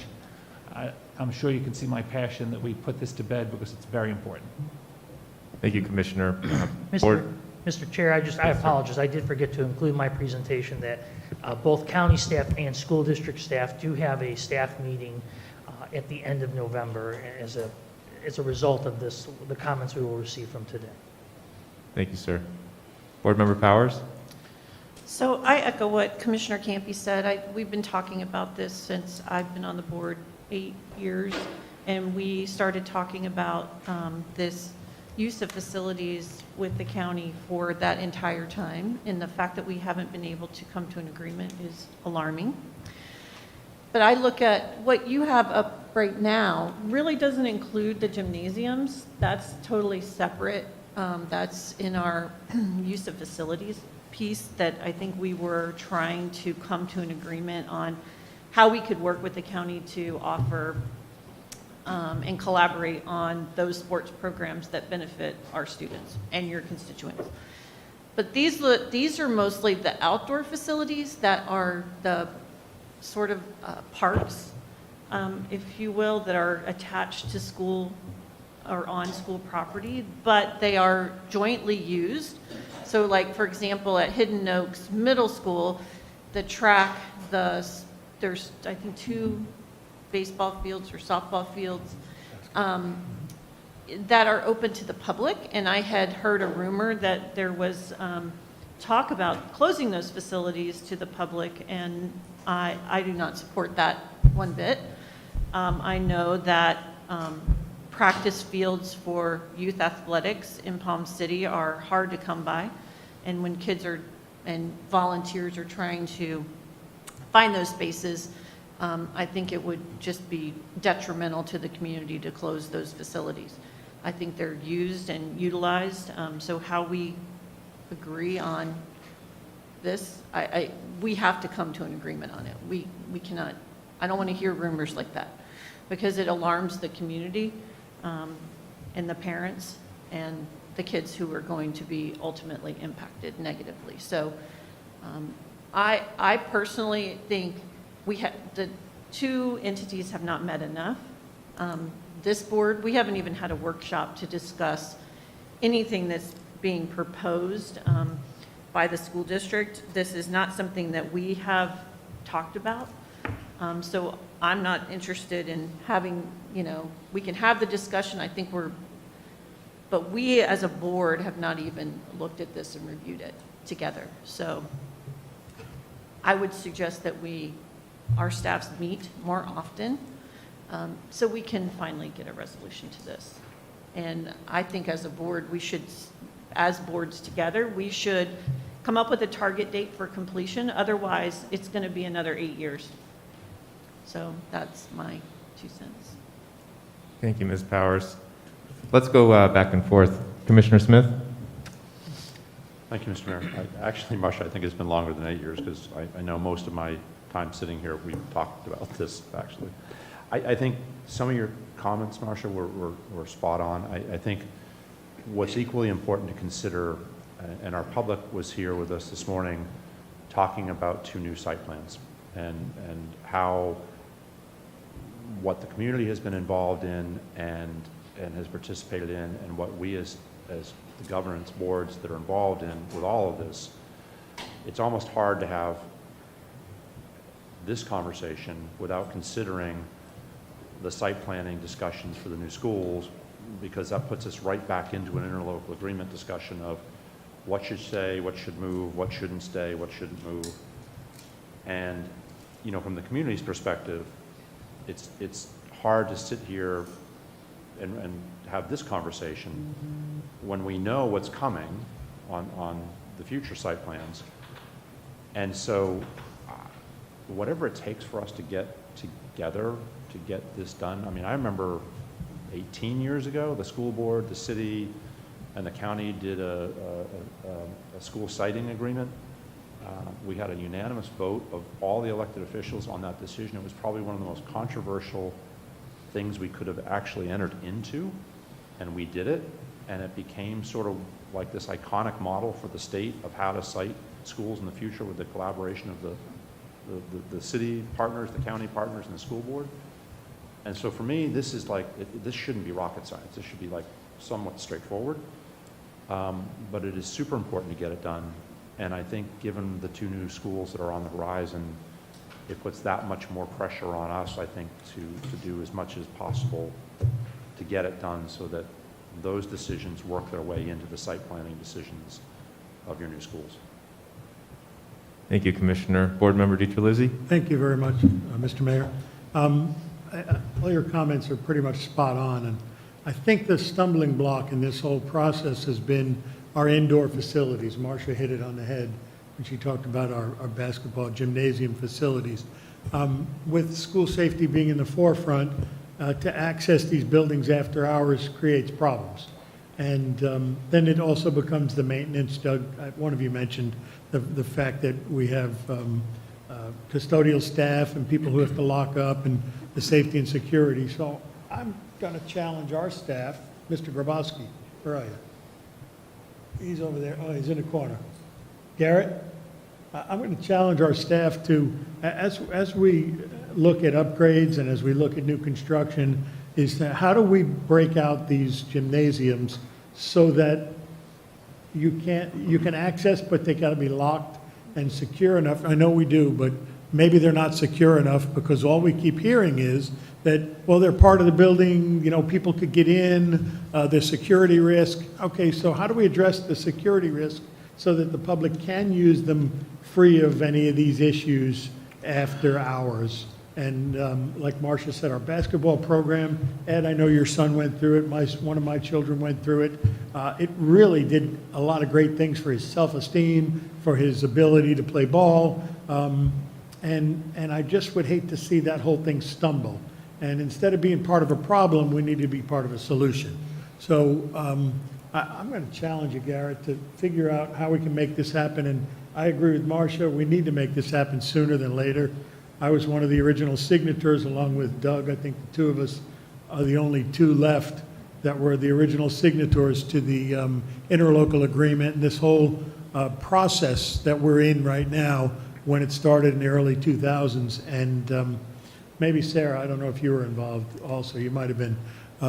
But it's a great process. It's something that, you know, we are all working for the same people. So why not make it happen and make it happen sooner? It may not be perfect.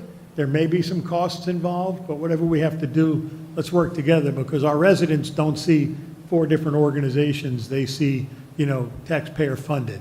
And that's one funding source, for the most part, one funding source, because they get one tax bill, even though we're separate on the bills. But I think it's important that we get there and we make this happen sooner than later. Thank you, Mr. DiCilizzi. Thank you. Commissioner Hetherington. I would just echo some of those comments that when we start talking about, as Ms. Powers indicated, closing or restricting access to facilities, particularly I hear when Hidden Oaks, you know, when the rumor gets started that the track is going to be closed, the outdoor basketball fields in particular, that's concerning and alarming to residents. So certainly this issue predates my tenure on this board, but I would like to see resolution. So I think we've all mentioned that we all work for the same people. In addition, the gymnasiums, I wasn't aware that that wasn't included in the interlocal, but that's another thing I always hear concerns about. Both of my boys played in the basketball league, and it's a great program. I'd like to see it continue and us to work on ways when we develop these sites in the future so the public does have access to those facilities. So appreciate it. Thank you, Commissioner. Board Member Roberts.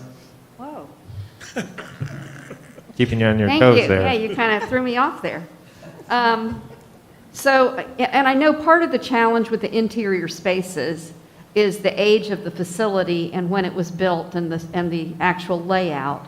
So I do think it's important to note, and I think our staff can acknowledge that the new schools that are being built and some of the more recent schools that have been built, but especially the new schools that are being built with a design and with a layout where those cafetoriums or there's inside gathering places, you know, think of an elementary school typically has a cafeteria and a multi-purpose room that are all one thing with a stage, et cetera, that those are being built so that those can be shut off from the balance of the school so they can be used by an outside entity so that there is an outside exit without having to trample through the school or come in the back or do something weird like that. So those things are happening. I do think that, yeah, it's frustrating that this just kind of keeps going on and on and on, and it seems like we're just kicking it down the road. I would like to suggest that rather than take everybody's time here, that a meeting be set up, a workshop be set up with both boards, that if the school board and the county had a joint workshop with our staff, et cetera, and if we dealt with it in that kind of format, maybe we could get some measurables and put a time frame on those and move forward. Thank you. Thank you, Board Member. Yes, Board Member Powers.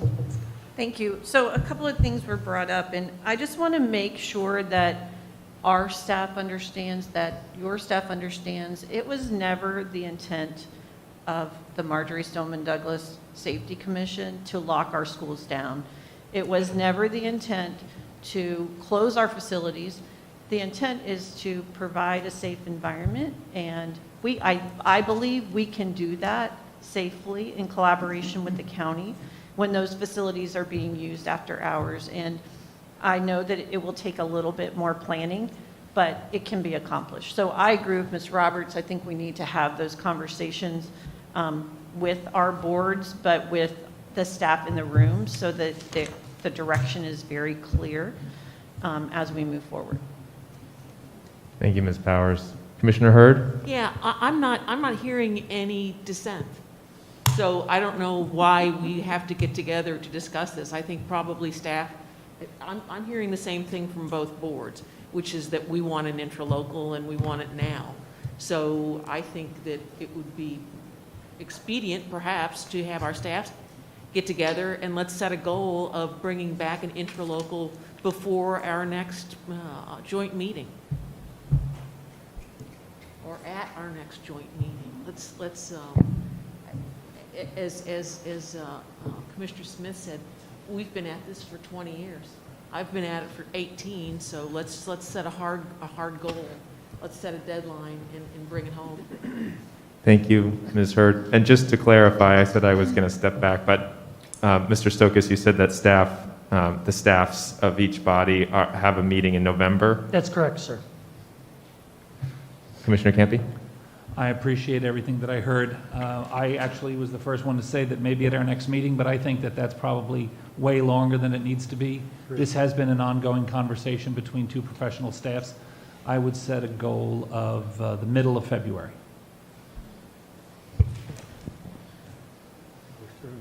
Thank you, Mr. Campy. Mr. Stokas, from your perspective, representing Martin County Board of County Commissioners, are you satisfied with some of the direction you've received? I believe I've gotten very clear direction. I was a little bit relieved not to be Mr. Grabowski with a challenge, but apparently I've gotten a greater challenge. So we'll be talking. Hopefully we will be able to come to the boards before middle of February with some type of proposed interlocal. There may be a couple of drafts or comments that will have to occur, but I think I've gotten clear direction. Thank you, sir. And to Board Member Roberts' suggestion of a special workshop between the school board and the Board of County Commissioners, is that something that you're looking to pursue? I think if it needs to happen, or maybe to finalize the agreement, that's not a terrible idea. Indiantown, City of Stuart doesn't need to sit and watch us have this conversation. Their time is valuable as well.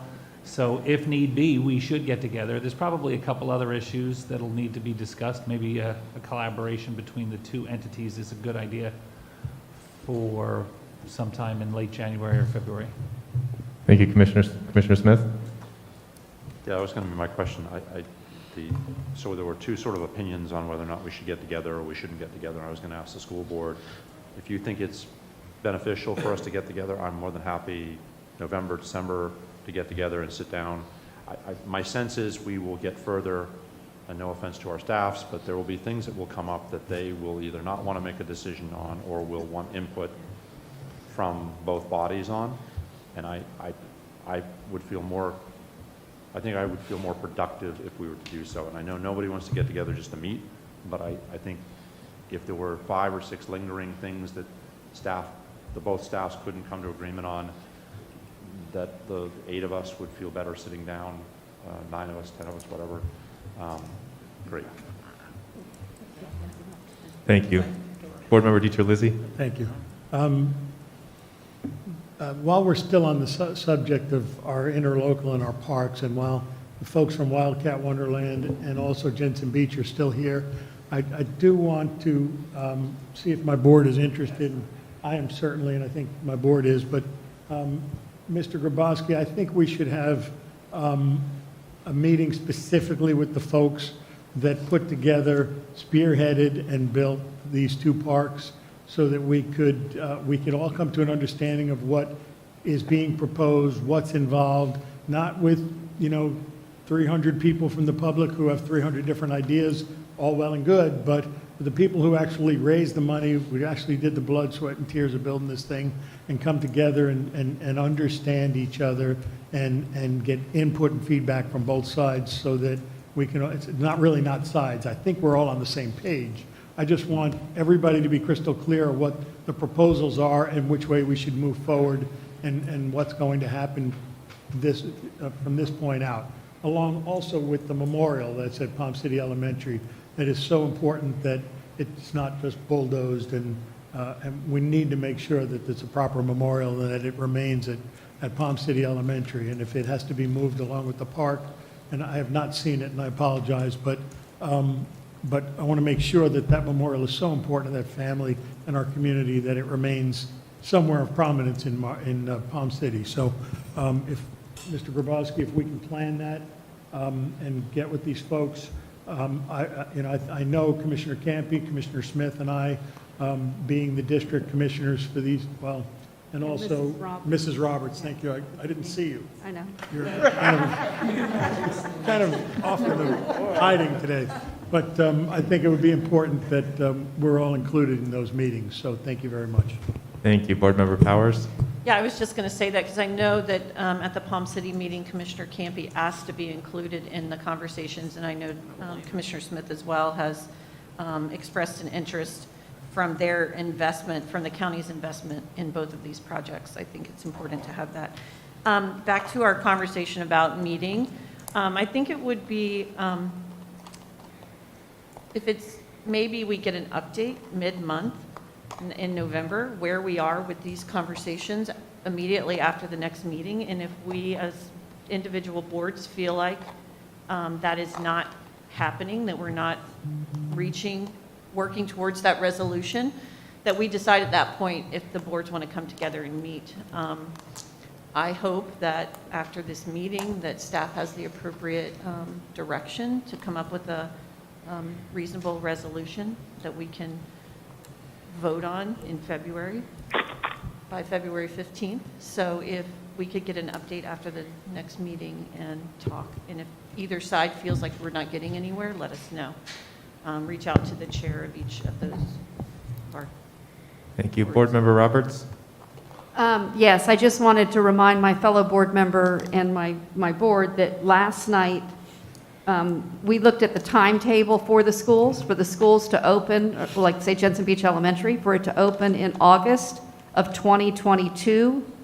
And then you back up the calendar that the design work needs to be done by the end of this year, the end of 2020, which means we have scheduled a November 3rd special meeting to agree, at our board, to agree on the design so that they can then get the design work done.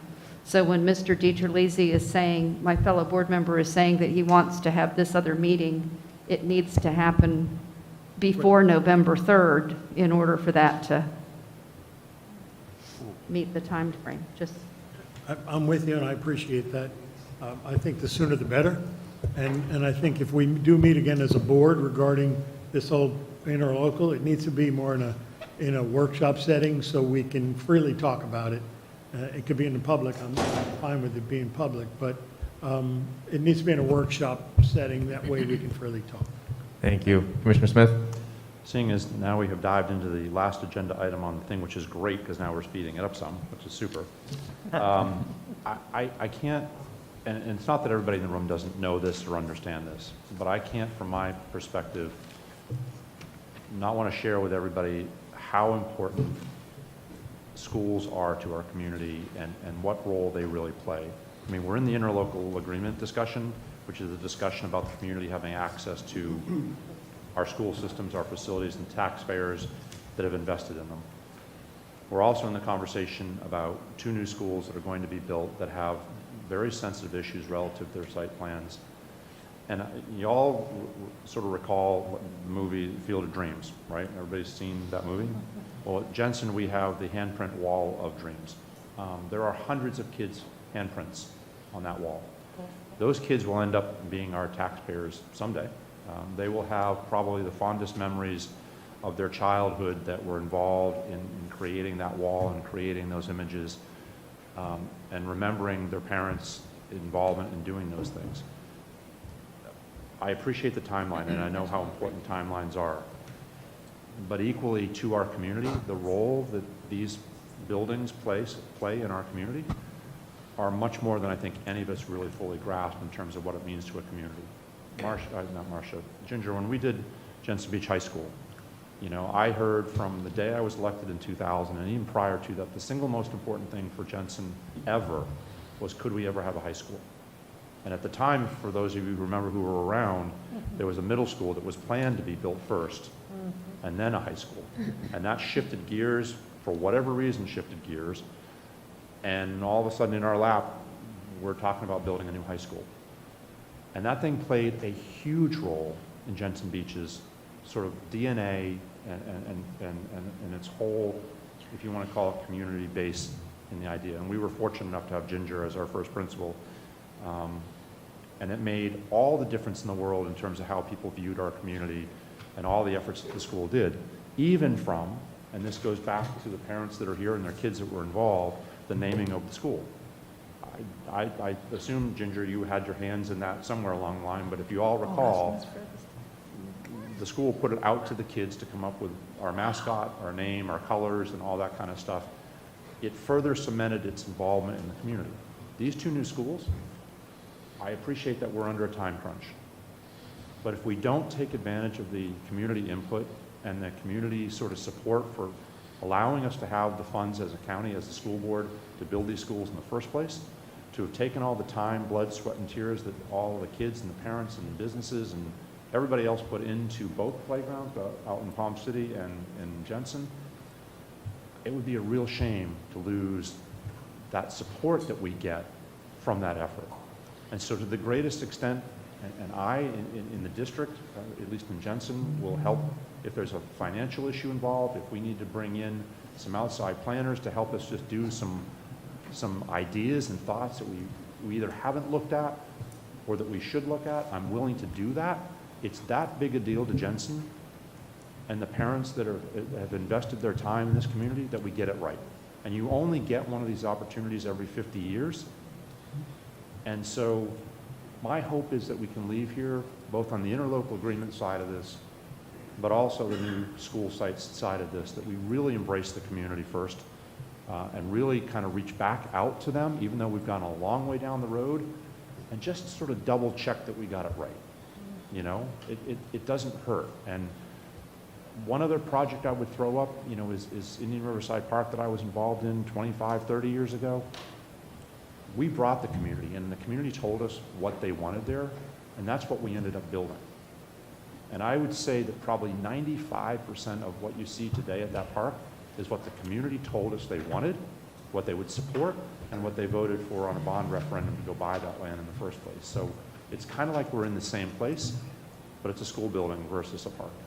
And so as we make these decisions, if we think about it, and I don't want to slow down anything and waste anybody's more time, but man, oh man, if you can get it right up front and have all that support and buy-in from the community, everything after that's easy. So thank you for listening, and hopefully we can find some time to engage our community. Thank you, Commissioner. Commissioner Campy, briefly. Simple housekeeping. We can't meet collaboratively between Jensen Beach Elementary and Palm City Elementary because Commissioner Smith and I and school board members can't be at a meeting collectively. At least I think instead of having a joint meeting, we can have a Palm City meeting with our Palm City stakeholders. And I'm available as quickly as we need to be available. I don't want a deadline, and I get that you have one, but I don't want a deadline to, you know, hamstring the project. The other group that needs to be brought in is Leathers and Associates. They were the ones that collaborated and engineered this at both sites. I will compliment Mr. Grabowski and the staff. They did have a Palm City Chamber Lunch and Learn where they did reach out to the community to give some feedback. But the stakeholders have to be in the feedback before a final decision is made and understand what it is, because otherwise we're going to start creating civil wars in these communities which are unnecessary.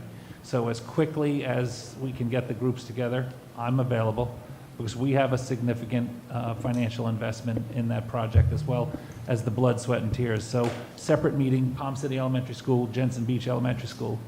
Thank you. Thank you, Commissioner. I think we're ready to move on. Board Member Roberts.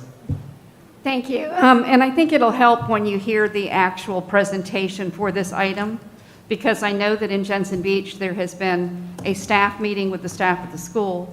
There has been a school meeting that was, I believe, a Zoom meeting that included everybody who wanted to participate from the school. There's been a chamber meeting where it was presented at a chamber luncheon, and then the school board has looked at it twice now with their input. But I think the important thing is that I know it keeps coming up that you're tearing down the playground, and that the intent has never been to tear down the playground. The intent, and I want to be real clear on that the intent has been to respectfully acknowledge the hard work, the money, the blood, sweat, and tears, and everything that everybody has done, and to acknowledge that, move on from that, and also try to move the playground. So, I mean, I think that's what we're talking about. Thank you. Thank you, Board Member. And I trust we'll have more discussion on that topic at the item down the agenda. Thank you, Mr. Stogas. Thank you. We'll move on to our school district interlocal agreement for recreation with Mr. Garrett Grabowski, Chief Operations Officer for the school district, and Joe Radovitz, labor attorney. Mayor, that item was actually requested to be withdrawn by our legal counsel. We're not in any position to discuss that today.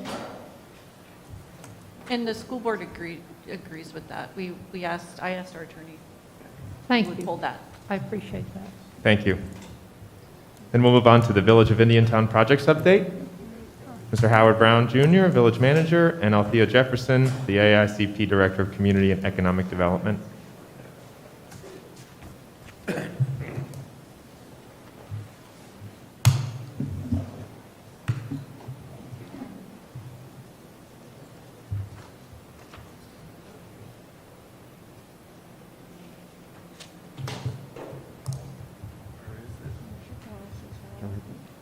Difficulty finding this thing.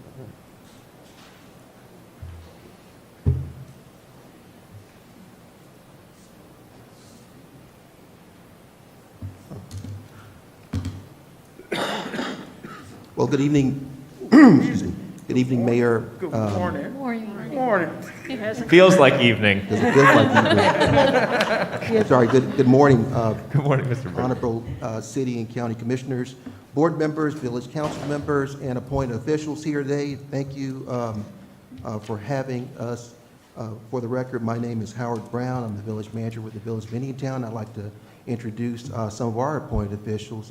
Wade Vos, our attorney, and Althea Jefferson is our Community and Economic Development Director. That's safely distanced from us this morning. Thank you for allowing us to participate. We have a very abbreviated presentation. At our last joint board meeting, we were the new kids on the block, and we didn't have much to present, but we had a small apartment building of 10 units that was planned and permitted by the council. And since that time, they've begun construction. So what we've done here in the last couple of months, we've had a lot of moving pieces at the village. We purchased a 5.1 acre site, approximately 5.1 acre site on Warfield Boulevard in Seminole.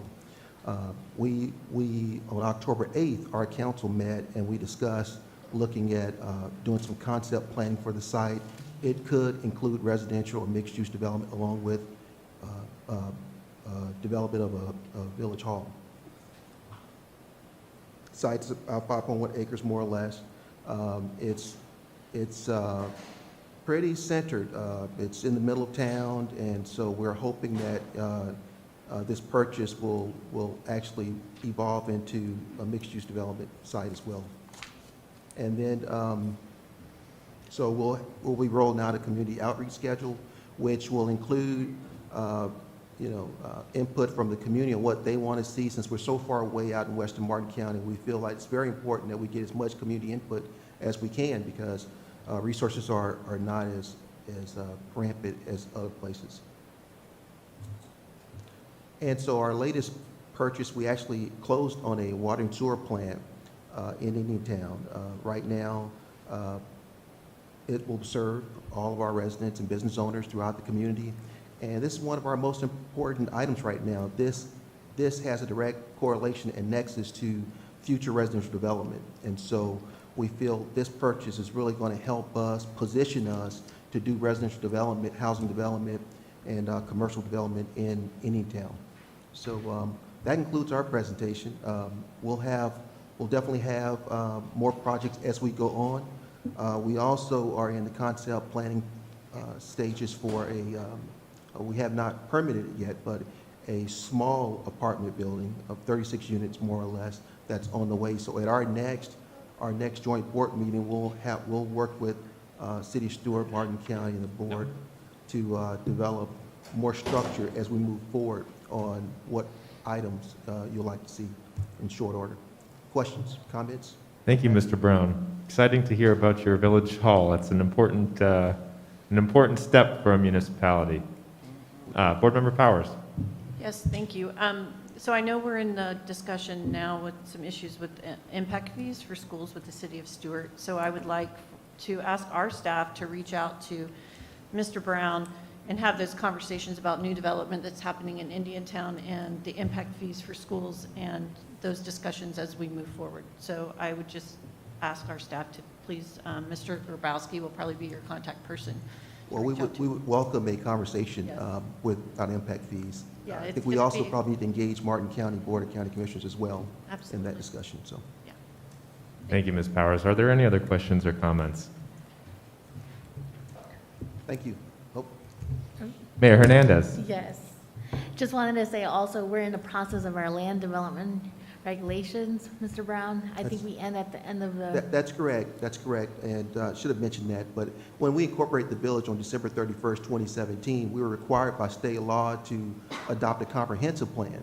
We did that in less than 2 years, and now we are adopting land development regulations, which is the legal requirement for carrying out the intent of the comprehensive plan. Our first reading is on tomorrow. Thank you, Madam Mayor, and we'll have a lively discussion on that, because this will be the village's first land development regulations for the village. So this is a very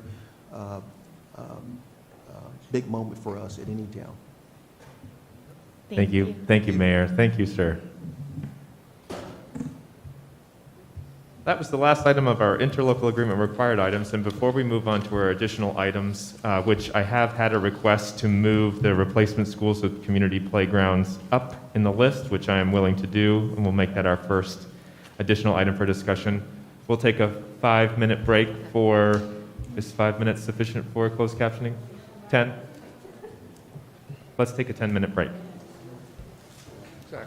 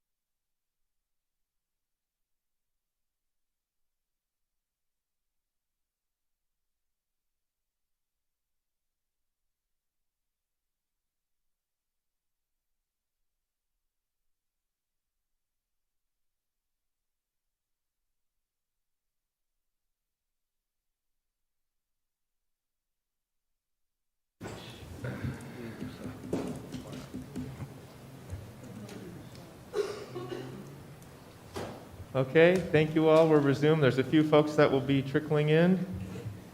Let's move on to our item, replacement schools with community playgrounds.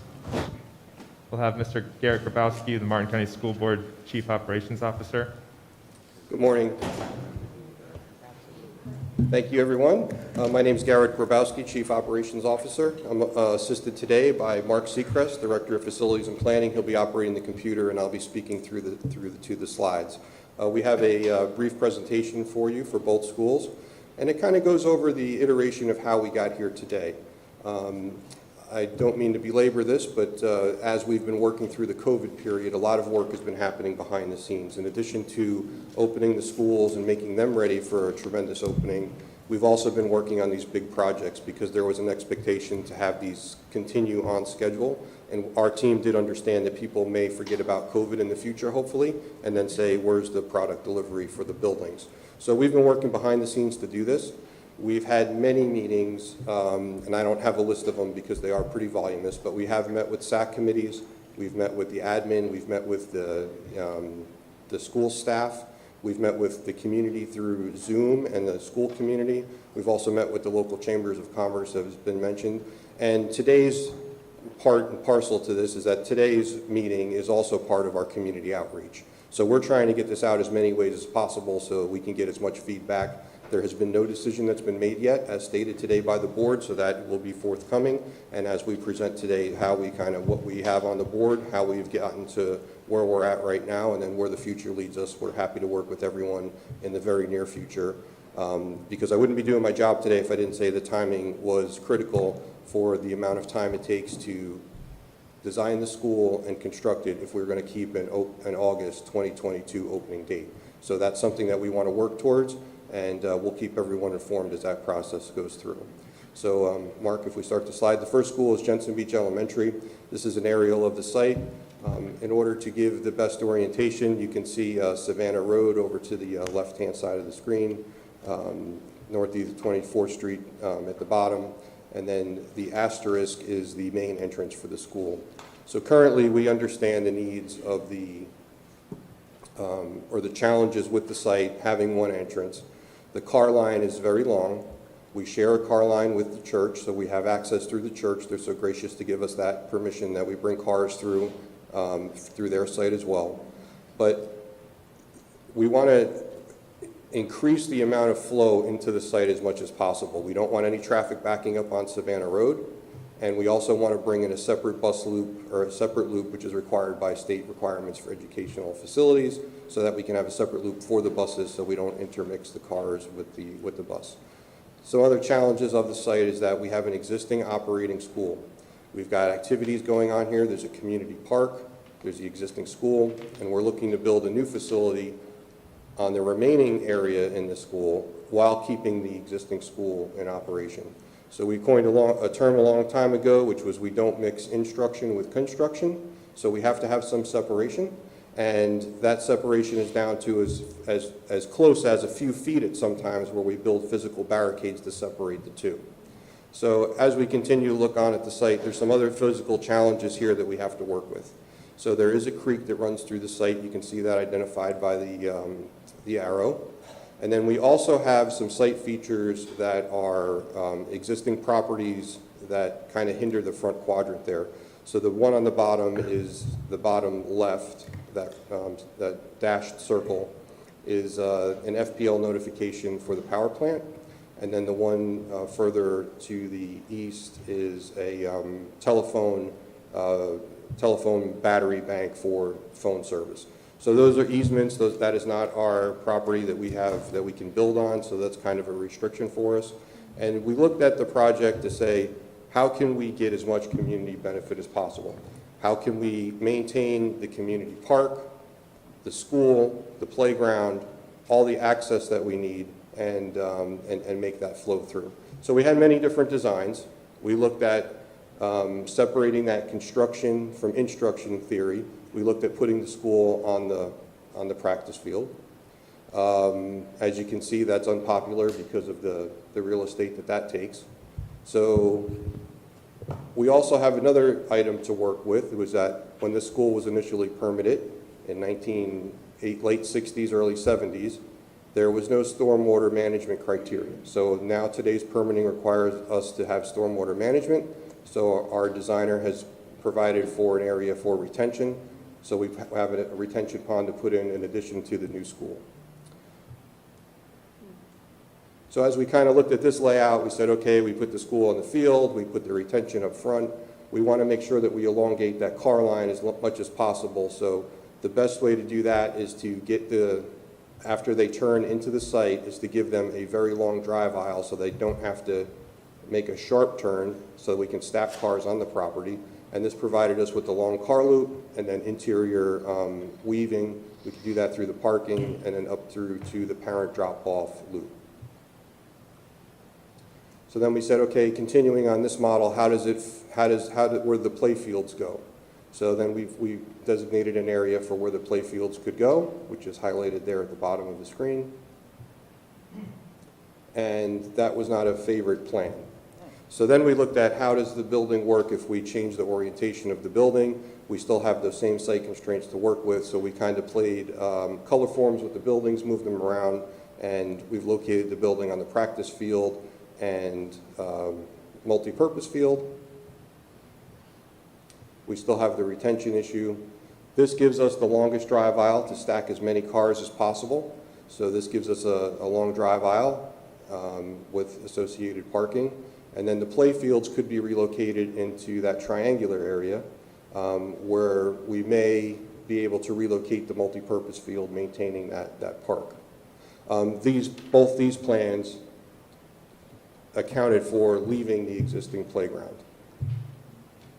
So the Jensen Beach Community Playground, you can see where that's located at the top of the screen. It was just covered up by a word service and a rectangle, but that's where the playground currently is.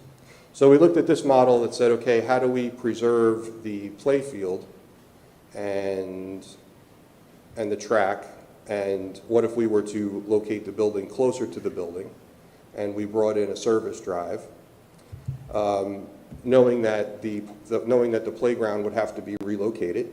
So we looked at relocating the playground to an area that's more visible, because we do have some existing concerns where the playground is currently located based on visibility and access. So we wanted to put that playground loud and proud up front on Savannah Road where it can be seen by everyone passing. We still have the retention area. We brought in the parking lot, as you can see, with the extended drive aisle. And then we brought in a separate drive entrance off Savannah Road for the bus loop.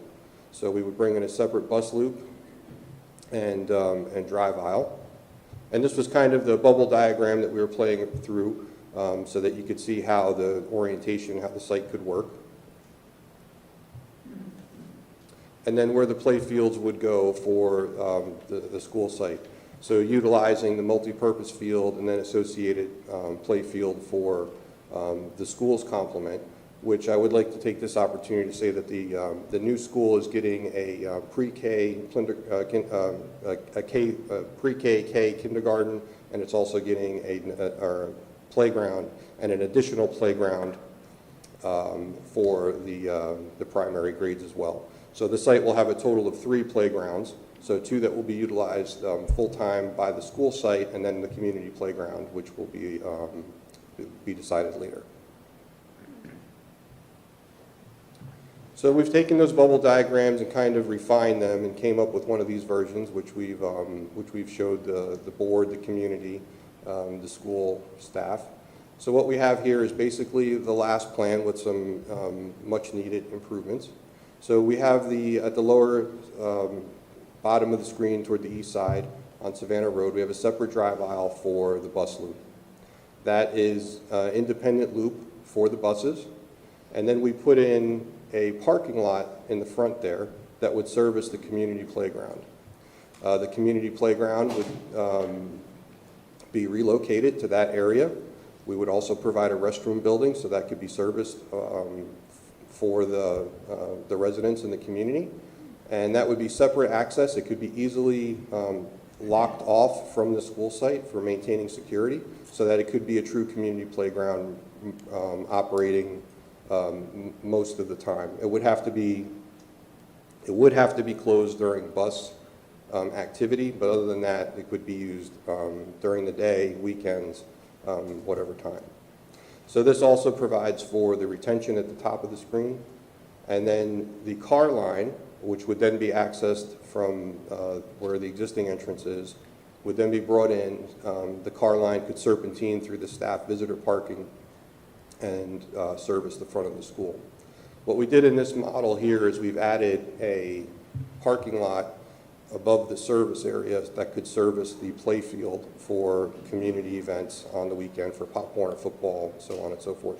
So this provides parking for the play fields, a service drive so we can service for the cafeteria use and waste management, and then also enough parking and stacking that we can handle most of the cars. We looked at another version as well as to say how do we move all the community features to the front of the property so that the community can, so that can all be kind of isolated up front. Basically, the playground has, or the parking lot is shifted up a little bit. It still has the independent parking, restroom facility, stormwater management remains approximately the same with the pond. We've moved the play field, and we were somehow able to fit a 400-meter track in there. So this is the same, that was a concern that when we were looking at the other designs, that we wouldn't be able to relocate that field in its existing size. So we know that there's regulations, so we can fit the play field in there. We just have to angle it slightly. And then we also have, this is probably the most extended car line loop where the car line can come through. As you can see, it has the staff parking and visitor parking. In this orientation, the front of the building faces west. So the front of the building is serviced from the staff visitor parking here, which is currently the existing play field. And consideration is given to the rear side of the building to make sure that we have 2 front yards now. So that building will be aesthetically pleasing from the east elevation as well. And then lower on the bottom of the screen there, we have the extended bus loop and associated service drive for our kitchen deliveries and waste management service. Moving on to Palm City Elementary. This is one of the smallest elementary school sites that we currently have. And right away we realized that there was not enough room to relocate to build another school on the existing site. So the school board was so generous that we purchased additional properties for the building footprint.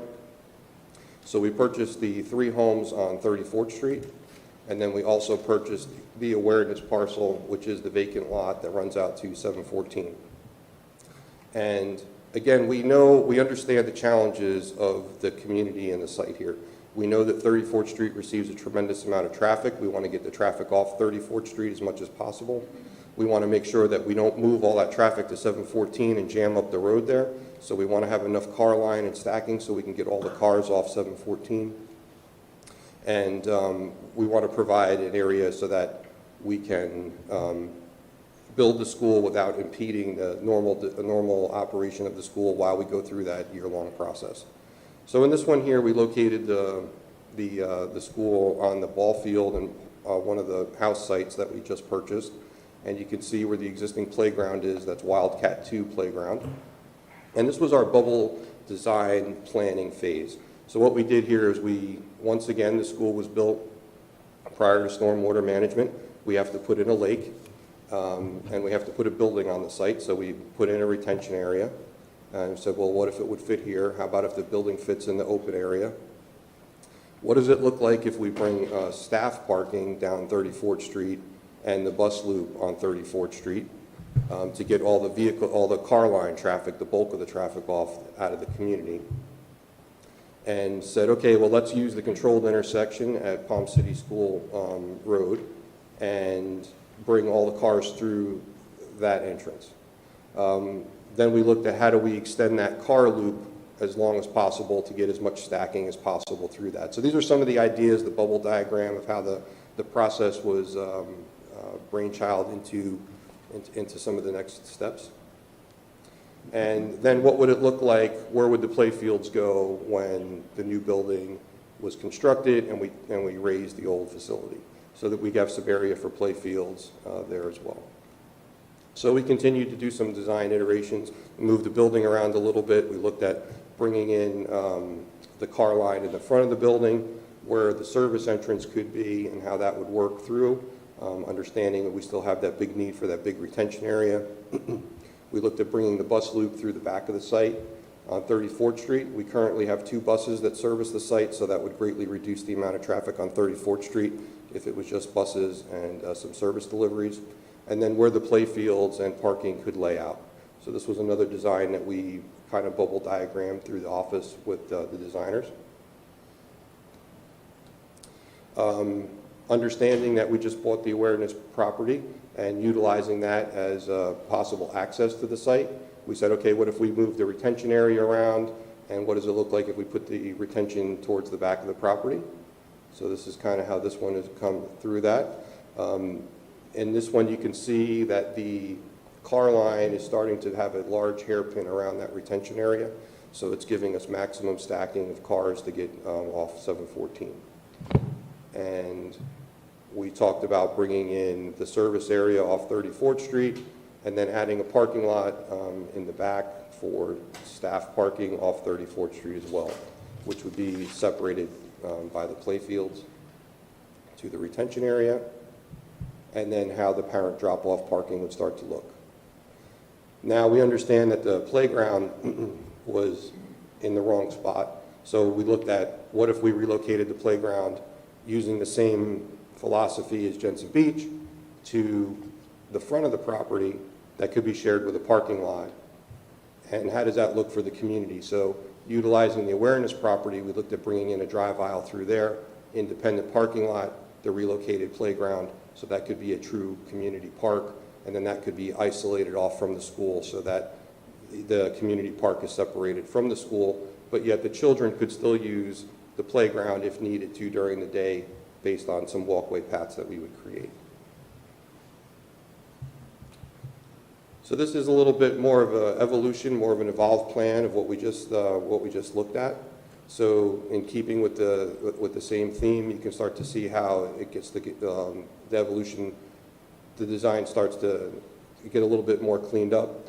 The parent car loop would still come in off Palm City Road. You can see that large hairpin that they would come through all the way up to the back of the property and then down. And then we've elongated the parking lot to hold 160 spaces. This proposed car loop now holds approximately 244 cars if double stacked. And this also gives us an elongated covered car line drop off so that it expedites arrival and dismissal of students, so we can get students out of the school quicker into the cars so we can move forward.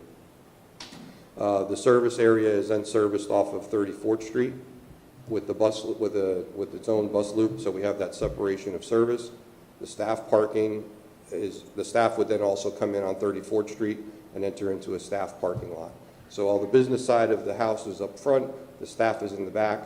We reduced the traffic on 34th Street. We've taken the cars off of 714, and we have the new parcel or the drive aisle into the school. So we said, well, how can we have a drive aisle into the school? And that would be where the awareness property is from 714. That would be controlled. That would be a controlled access. So during arrival and dismissal, there would be a gate. We would close that drive aisle access. The parents would then come in off Palm City Road and do arrival and dismissal and leave that way. On off hours for normal business, if you had to pick up your child because they were in the clinic or there was a business you had at the school, the gate would be open and the drive aisle on 714 would be open and we would go down through the awareness property. One thing to note about the parcel is that the retention lake that is to this would be the east, the existing retention lake and the new drive aisle on the awareness property would be cleared, and the building would now be able to be seen from 714. So the building is actually going to front on 714 through that flag lot configuration. So being a two-story building, you'll be able to see it very clear from the road. And then with the associated relocated playground, you can see that, that shaded area between the two hairpins. That's where the walkway would be. If the school wanted to use the playground during the day, they certainly could. If not, it could be locked off. And then we have the shared parking and an additional park feature. That little rectangle at the bottom of the screen is a retention area for that parcel. And then we also have retention back in the hairpin loop for the car line that's up there by Newberry Court.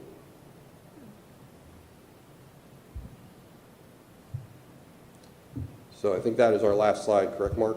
Correct. So, so one thing I wanted to, provide the community with some assurances. We've been designing this through the COVID period.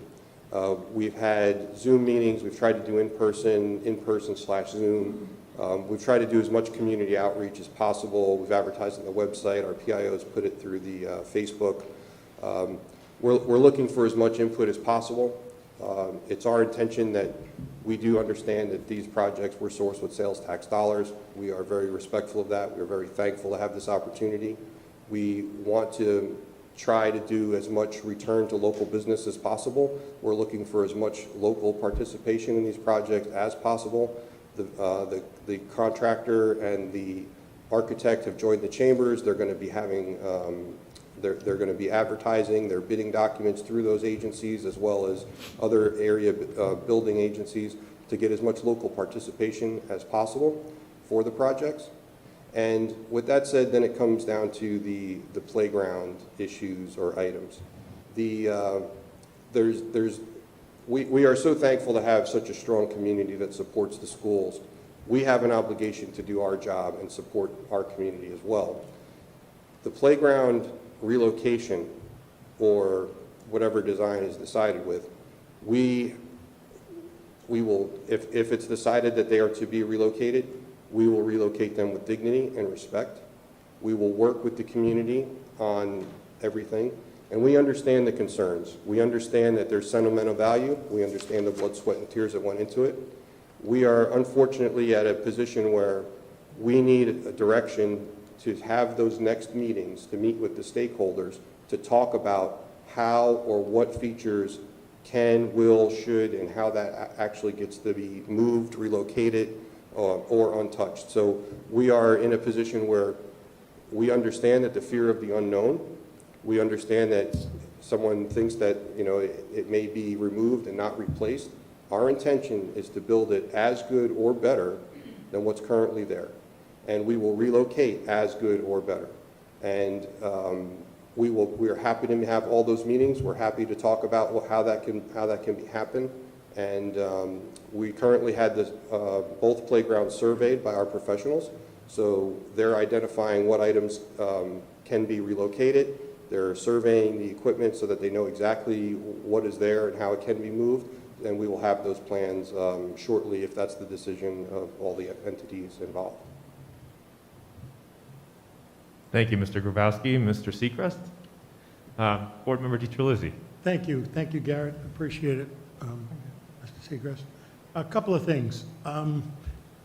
You presented these bubble plans to us, and I appreciate what you all did. Was there any idea of taking the bubble for the parks on each site and separating them from the site plan, just bubble them out, and then develop your site plan completely around where they exist now? That way, we don't have to create all this angst in our community. We don't have to create any animosities or anything like that. I think that might have probably been a better way to start this, not that you did anything wrong, but there's just been so much community involvement in this. I think that maybe that's an idea, is to say, okay, in Jensen Beach, that top piece, square it off, it stays there, let's build a site around it. Do we need a 400-meter track in an elementary school? Could we put a 200-meter track and they can run around it twice instead of once? Those kind of things. Think outside. I just want to think outside the box. So regarding those two, the bubbles on the site plans, I think that we should look at that. Secondly, on 34th Street, can you back up okay, you see where we bought those three properties? 34th Street ends on the left side at where 34th Street ends at our gate. I think we have some friends at the county, and that right-of-way is basically, there's a wall on the north side, and there's what is now our property on the south side. What if 34th Street ended where it says SW at the corner of our new property, and then we utilize that, the forfeiture of that right-of-way, or they turn over that right-of-way to us, and we have that extra, whatever it is, I don't know what the right-of-way is there, 50 feet maybe or so, as part of our site plan. We might have to, I don't know how, I think that's an 8-foot wall along the side of, I forget what the name of that community is, where Newbury Court runs up and around. I believe there's a wall there and a gate that goes to access the school for that community. I would ask the county if there's, and I know they've always been willing to work with us, if there's a willingness to eliminate that right-of-way in front of our school that extends to the length of our property, which could give us that extra room to make some accommodations so that we could leave Wildcat Wonderland there in its existing location and work around it. I'm trying to think as a businessman how I would do it to save money, to save angst in the community, and create a project that's going to still be here for the next 50, 60 years and serve all of our community. So maybe somebody can help me? Thank you, Ed's sir. shaking his head no? Commissioner Smith. Michael, absolutely for me. I mean, I'm more than happy to have any of those conversations, and probably what I'm going to say is going to come out critical, and I don't mean it to be critical, but I don't know how else to express it, so it'll be what it is. With all due respect to everybody involved in the process, had we had these conversations 2 years ago, we knew this was coming, we wouldn't be in a month. I've got a month to make a decision, and I've got contracts, we got a deadline, we got to make 2021 or 2022 for opening, and now we're backed up, and so here you go. Here are the plans. That doesn't work for me. I mean, I got to tell you honestly, I mean this as respectfully as I can, but Michael, you're exactly right. If 34th Street were in play, does that give us 50 feet more to play with that the site planners, if we were sitting in a room with the site planners and sketching stuff out on the ground and saying Wildcat doesn't get touched, that's off the table. What I find interesting about it, in Jensen, and you don't have to flip back and forth between the images, but in Jensen we have 2 red circles on there. There's a power box, Garrett, right? There's a AT&T box or something. AT&T box on one corner. Yeah, those 2 red boxes. Correct. And then there's another red box to the east, right? They're off the table. I don't know why. It's only money. I mean, anything can be moved, and apparently a playground can be moved because it's a playground. It's not a AT&T power box. I mean, that's what I hear and what I see is what has got the community all jerked up over. We should have been engaged in this process. And I appreciate, Garrett, that there's been outreach of some sort, and you and I and Mike have met on the site, and we walked every square foot of the site. I know I didn't commit, I sort of committed to the rest of my board, but I committed from the district anyway to do anything humanly possible with that site from the county's perspective that would offer us options. We have Warner Creek going through the middle of this thing. I'm assuming, Garrett, there's got to be water management permits for the building of the school. I mean, you got to build a retention system, so I'm assuming you got to get water management district permits. I had heard the other day the reason why moving Warner Creek was off the table is it would set us back 6 to 8 months in the timeline. I'm assuming that's for permits to move it. Maybe, I don't know. I'm not intimately involved as you all are in this, but I know from our other projects that, okay, there's timelines, but what's really involved? We just went through our second 100-year flood last month in Jensen and Hope Sound and other areas, parts of the county. We've done about $8 to $9 million worth of work on Warner Creek to stop the flooding and to deal with the flooding throughout all of Jensen, and we have one last project up in the Savannas to hopefully fix some of that. I talked with our staff yesterday about the bridge at 24th Street, which the water level was right up to the top. In the past, we have flooded over, but that's because we have one of the 3 ports that go underneath that bridge we opened up because it was closed. That gave us some freedom, but it's clearly not enough in these 100-year events.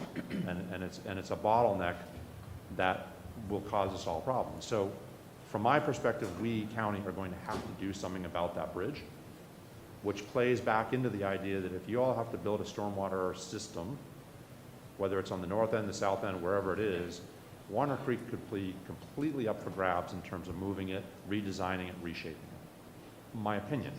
I'm not an engineer and so on, but it's a ditch. And it's a ditch that runs smack through the designable, buildable portions of the property. In one of the illustrations, the new building, and I assume that the two new buildings look like they're exactly the same. So I guess we're designing the site around two buildings that we have landed on, or you all have landed on, that are what you want to be built. Because clearly we could change the shape of the building to move things around if we had to. If there wasn't enough space and we had to move a piece to an L shape, I suppose that could be designed that way. I'm sure there's cost savings in having two identical buildings built from an architectural engineering sort of perspective. But again, these are 50-year structures that are going to be here forever. And it's almost like we're trying to fit the shoehorn into the box because we have identified that we're building boxes exactly the same, but the boxes don't fit. And so I guess what I'm asking on behalf of our community up in Jensen anyway, is that we really do step back 1 foot, one step. Michael, your point about the right-of-way, I didn't think about that looking at the image, but you're absolutely right. I'm speaking for myself, I don't know that we need to have that right-of-way. That's going to be a school use, for all intents and purposes, right-of-way going into the side of that building. If it makes sense to abandon that or to turn that into usable square footage for the building, why wouldn't we do that? I mean, for goodness sakes, and all those little details are things that we should have sat down a long time ago and figured out before we got ourselves into a time crunch. And now I feel like our backs are up against the wall and we're going to compromise for something that maybe we really shouldn't have or don't need to compromise on because there was another way around it. Garrett, and I apologize to go one more time back to Jensen. There was a placement of the school where the service entrance or the service parking, yeah, that one, was on the north side. Is there a reason why, and I don't know, but is there a reason why the school can't get shifted all the way to the south to the property line? It gets it completely out of the playground area, and we move the service parking around to somewhere, but can we do that? Why does it have to land conveniently on top of the playground? And if we treated it like those two red boxes, that we can't move that AT&T box and we can't use the other power box, we would find a way to shoehorn in the things we got to fit into the shoehorn.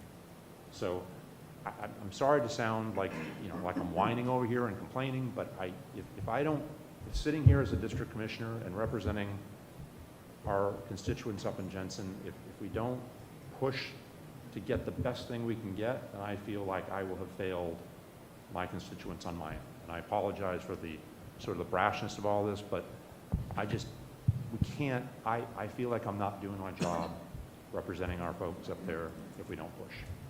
Thank you all. Thank you, Commissioner. Commissioner Campy? Thank you. I agree with some of the comments that Commissioner Smith made. We're in the same situation in Palm City. It's interesting that the two school sites that have these very unique playgrounds happen also be the two schools that need to be replaced. I think part of that rationale was the fact that the schools were in such poor shape that we had to give the community something, so we gave them beautiful playgrounds.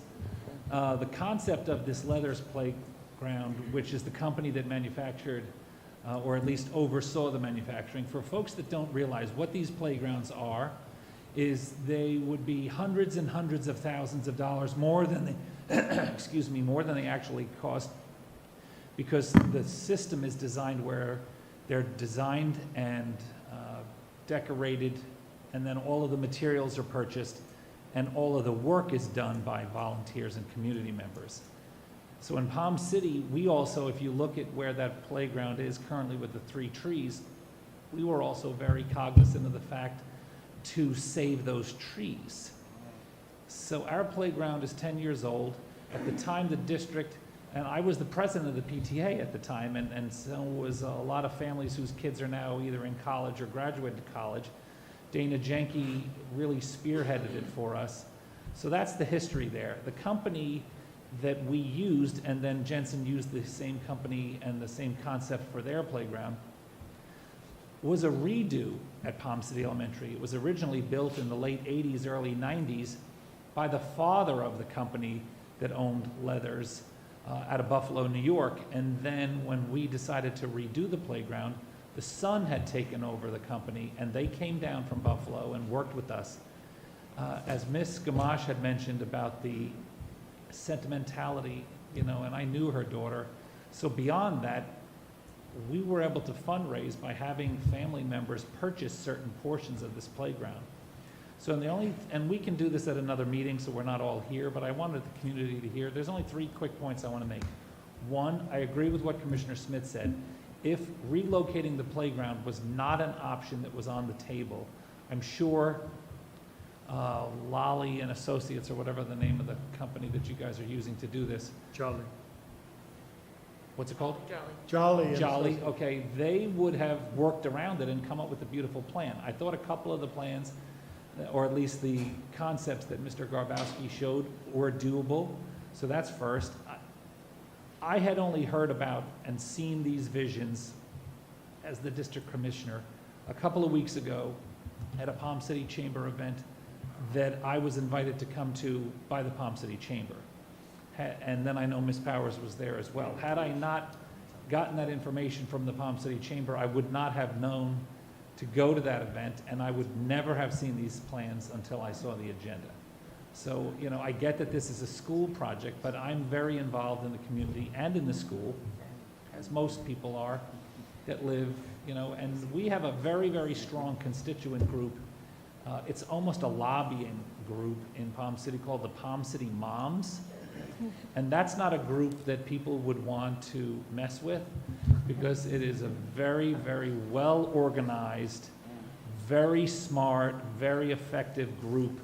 And as the members sort of age out, new members come in. And so the other points, I'm not opposed to the 34th Street giving that up, because I thought it was a very smart move of the school district to buy those 3 homes. Excellent, very smart idea. And so, yeah, now 34th Street does not really need to come down further than where those houses are.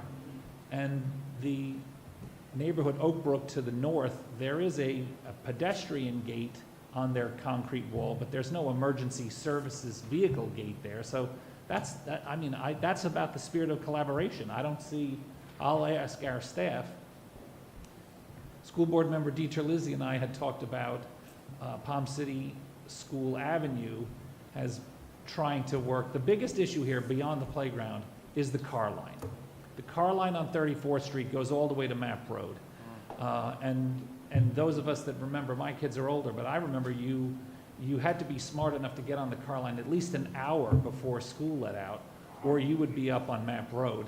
And so taking all of the traffic off of 34th Street, to me, is the biggest accomplishment you can make beyond the playground, because that really changes the whole dynamic of Palm City Elementary School.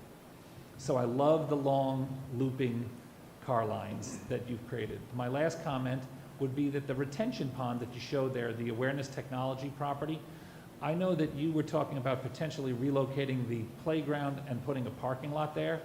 The reason that site has never been developed is when Mary Freeman from Awareness Technologies purchased it, it is very, very wet. Now, I see you have a small retention pond there on Martin Highway, but I don't know if any of that property, I don't know if you've done that kind of hydrology research already, but there's a very real possibility that none of that can be used. She was never able to get past county staff on even making it an employee parking lot. The other thing I would say is that beige section to the right of that, in between those homes, that is already a retention pond that we built to alleviate some of the water that we needed on Martin Highway when we redid that. Maybe there's another area where we can collaborate and allow an extension of that pond so that we can use our existing pond with some of the things that you need to do to alleviate your requirements of retention. So I'd like to have that meeting so that we can get the stakeholders. And this is not just a matter of speaking to Palm City constituents and families. These are stakeholders that worked there, either putting their time and effort in for several weeks of planning and then building. And a lot of people put in a lot of money. Some of those structures were very, very expensive, and they were donated by community members. So before we surprise people, and I know that's not the goal, is to surprise people, but we have to have some additional community outreach, because as the representative of this area, I had no idea that you guys were this far along. So I look forward to the meeting where we can discuss these things and come up with a logical solution. Thank you. Thank you, Commissioner. Board Member Roberts.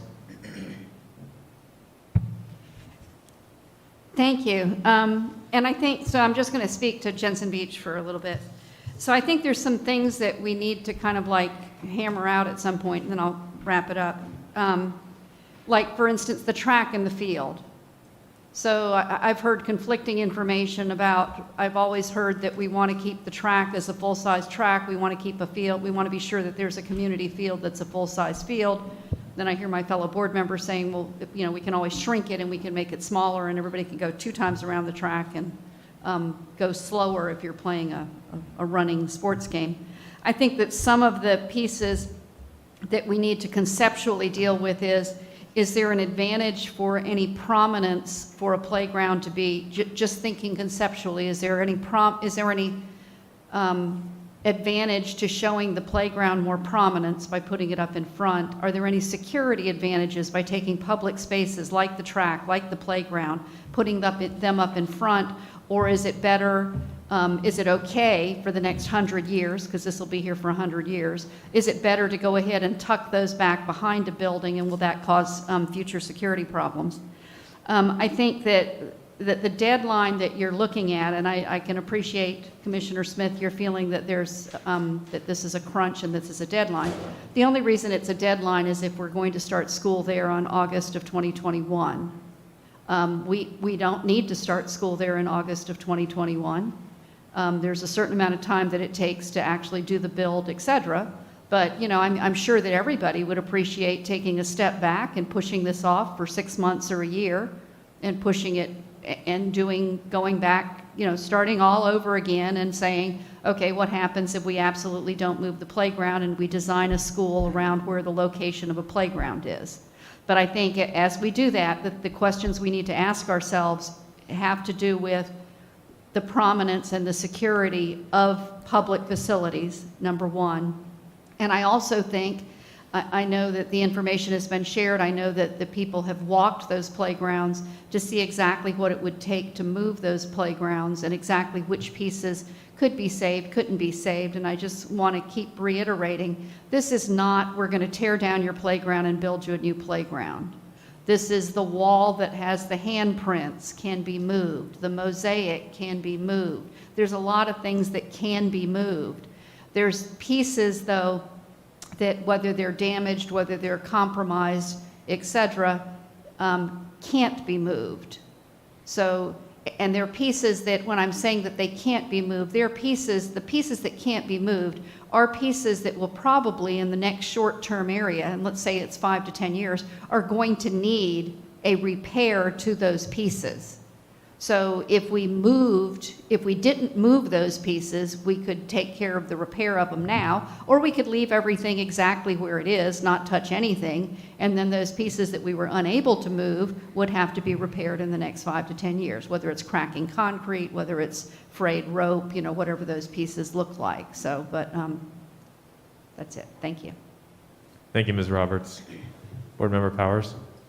So I was just going to, Ms. Roberts mentioned some things. This is not a 50-year building. It's probably 100-year. The construction is brick on block with metal roof, and it's going to be around for a really, really long time. So I kind of agree. I agree with you, Commissioner Smith, that we should take a step back. You know, granted, we want it. Ideally, we would like to start a new school year on this campus. But we also want to get it right, because it is going to be there for 100+ years into the future. So we have time. Maybe we start we open the school mid-year and we start back in January as opposed to August in a new building. So I'm open to kind of getting this right for the community and for the school district, and kind of halting this for right now in the discussions, and maybe it's going to be a quick resolution. Thank you, Ms. Powers. Board Member Dietrich-Lizzie? Thank you. I just, some of this, Doug, revolves around public trust. You know, we went to the public and said, we need money. We need to build these 2 new schools. We asked the folks that built the playground to help us in Jensen Beach to support, the same thing in Palm City, was to go out and garner support in the community for a tax, to tax ourselves to build these schools. Fortunately, thank God that these folks are amazing, and they went out and they raised the support, and the public has given us the money and the support to go ahead and build these 2 new schools. I'm okay with pushing this back, but what we need to do is we need to work with those people that came out to help us, whether it be I'm thinking like around each one of these schools. Has anybody gone to the 34th Street neighborhood? Has anybody gone to Oak Brook Estates and asked them for any input? Or, you know, the school's going to be 2-story looking over their backyards. Has anybody talked to them and see how we can, you know, what we make developers do in Martin County, we should be thinking about doing for ourselves to help our community. Lilani Heights, all those areas around Jensen Beach Elementary School, we need to make sure that we include those folks, because they are a part of that area and they're neighbors, and we need to be good neighbors. So, you know, I'm open to whatever we need to do to make this right, but we really need to be inclusive. So, thank you. Thank you, Mr. Dietrich-Lizzie. So I'm hearing both from the school board and the Board of County Commissioners that you would like to collaborate more and discuss this more amongst yourselves. Commissioner Smith? Thank you. Thank you. Any other final comments or questions before we move on? Okay, thank you. We'll move on to the City of Stuart Sustainability Action Plan and Martin County Climate Vulnerability Assessment. We'll start with Ms. Ann Ellig, the City of Stuart Program Manager for our Sustainability Action Committee.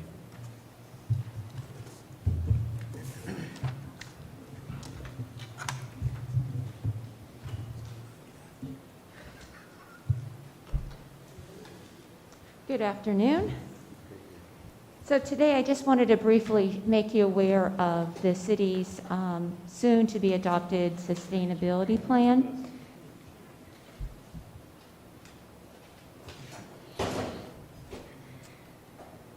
This is the front cover of our plan, and it's representative of several things. First of all, the objective of our plan is to keep Stuart a highly desirable place to live, to work, and to visit. And we look at including elements in our plan that satisfy people, planet, and profit, or more broadly, our community, the environment with the limited resources that we have, and economics. So in determining what was going into the plan, anything that satisfies those 3 elements and has an interaction with them would be highly desirable. Each of the branches of our plan is represented on the front cover by one of these icons. The committee first met about a year ago, and it was made up of staff members representing several different departments within the city of Stuart.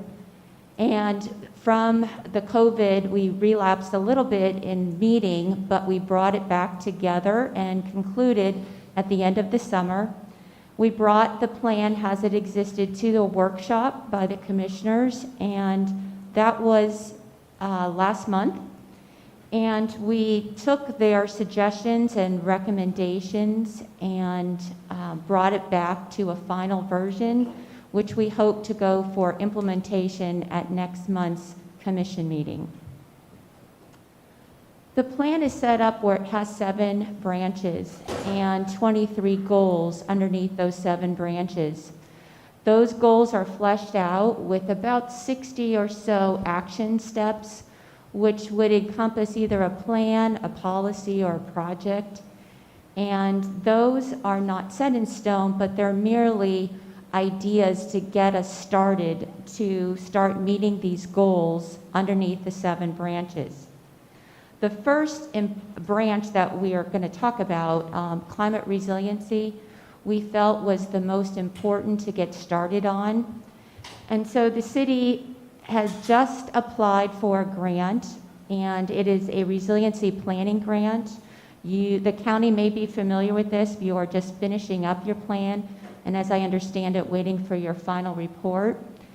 But the city is going to look at springboarding from the information shared through Kathy Fitzpatrick's staff with the city. And we're going to look at our own vulnerability for areas, assets, and populations, and then look at ways that we can mitigate and adapt to these identified hazards. So keep your fingers crossed. We hope to hear back from the Florida Department of Environmental Protection, probably April or May, I believe. They will announce the awards of those grants. So we are hopeful and optimistic and looking forward to receiving that to begin our own planning. At this point, Kathy Fitzpatrick is going to come up and talk a little bit more about that specific grant that she just finished up working on for the county. Thank you, Ms. Ellig.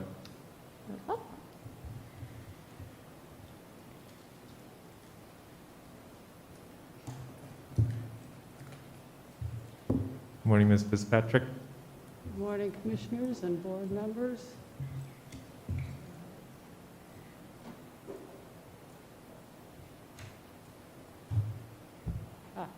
Got it.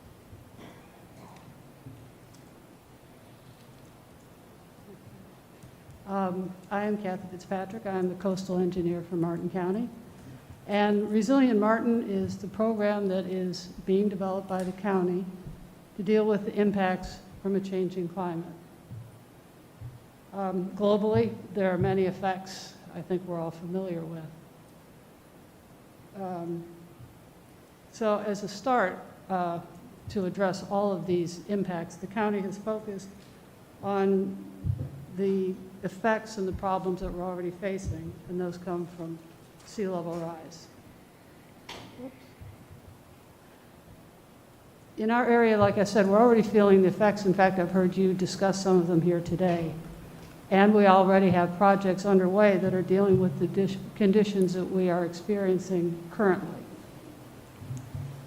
But we want to position ourselves to be more proactive and have recently finished, as Ann mentioned, a sea level rise vulnerability assessment, which my commission has heard about previously. And we have based those assessments mainly on this NOAA intermediate high projection that you see here on the slide. And we have worked very closely with the city when we did this project as we gathered and vetted a really extensive database, and we put it into GIS. Then we ran a model and allowed the water levels to rise and see where we saw the impacts. We looked at impacts on land use, you see down here in the bottom right corner, and roadways.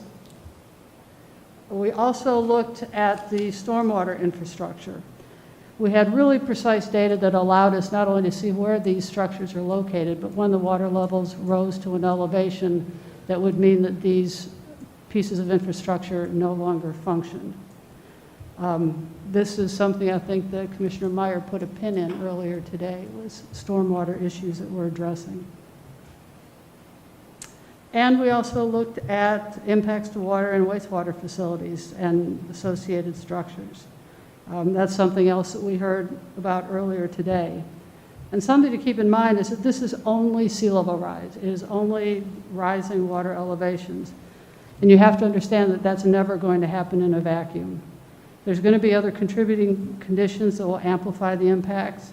And really what we have shown in this report is almost a best case possibility. It is quite possibly, it's definitely underestimating the conditions we can see, especially when we have storms compounding these impacts in the future. Our work also included an aspect of economic vulnerability. It looked at potential impacts to business owners and wages. This is actually a live tool that's available on our website. You can go in and play around with it, change the years, the projections, the areas that you're looking at, and see how things change with the changes that you make. And then finally, we used all the results from this analysis to identify 13 priority areas that would benefit from additional analysis and design work. They'll almost certainly be subjects of future grant applications as well. These are areas that either are predicted to have multiple issues coming at them in the future, or they're areas where we're already seeing episodic events, and we know those episodic events are only going to increase in severity. And then finally, the sea level report, which is in its final editing, I promise, it's going to be available soon, and it contains, as it shows here, 48 recommendations that are broken down as is shown on the slide here. But the thing to remember is it's not hopeless, it's not doom and gloom, it just is.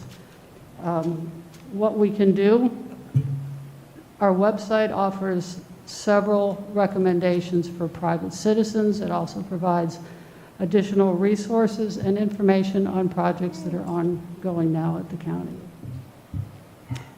And that concludes my presentation. Thank you, Ms. Fitzpatrick.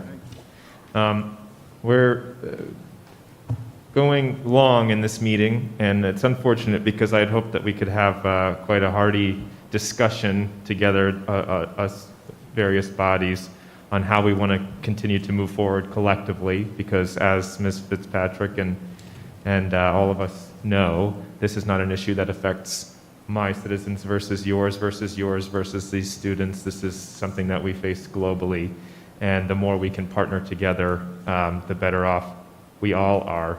I just wanted to make a quick, statement that I know we are all in trouble with the coronavirus pandemic, and we have yet to see what those effects to our economy will be. I suspect, I'm confident they will be harrowing, and climate change, the risks associated with climate change are no less dire, and they are just as certain. They are more certain. So we've got to walk and chew gum at the same time. We have to address this, we have to work on this together, and I'm glad that we are, but I want us to continue working on this together more and more. With regard to our city's sustainability action plan, which we hope to have finalized here soon, I wanted to have that presented briefly just to show that we're already beginning to get our act together about what we need to do, what we need to begin to do now, not only for the climate resiliency work, but also the mitigation work. That's a critical component of this. We've got to do what we can to limit our use of, to limit our carbon, while we also prepare for the effects that we know are coming down the road. The Urban Land Institute just published a report last week in collaboration with the Southeast Florida Regional Climate Compact. It looked at the 4 counties south of us, and they put direct numbers, just like with the Economic Impact Vulnerability Tool, which is a great tool. I know it was presented to you. I believe some of my colleagues tuned into that meeting. I've played with the tool. I think we all should. That suggested that for every $1 spent in building level adaptations in the 4 counties south of us, that it would generate $9 to the local economy. For every $1 invested in community-wide adaptations, that would generate $5. So not only are we going to need to invest now to stave off future, much larger costs, those investments are also economic drivers in a time when we need them the most, when our economy is at risk. So that being said, I really would just, I'm glad that we have this brief presentation. I'm glad we're talking about it together, the work that our various organizations are doing. And I hope that we can continue to address this as we meet jointly and have some real action items that we hold ourselves accountable to keep moving forward. And not only between us in Martin County, but also more regionally. In our last Council of Local Governments, meeting on which I sit, as well as Chairman Jenkins, we are beginning to form a climate committee, and I hope that we can get the whole Treasure Coast region on board. So there are things happening. I'll need your support, and I hope we continue to work together. We need to work together to not lose focus on this. And I'll just add two things, really. Ann is a charter member in good standing of the Martin County Resilience Team, and anytime we have a meeting, Ann has always participated, and in fact, I put her on the spot to do an off-the-cuff report yesterday when we had our most recent meeting. And the second thing is, when you do get your grant, which I'm very confident you will, I want to talk with Ann to see if there's some aspects that we might be able to add into it and make that a bigger, better project that you're doing. So appreciate the help that we've gotten from the city. Thank you. Thank you, Ms. Fitzpatrick. Are there any?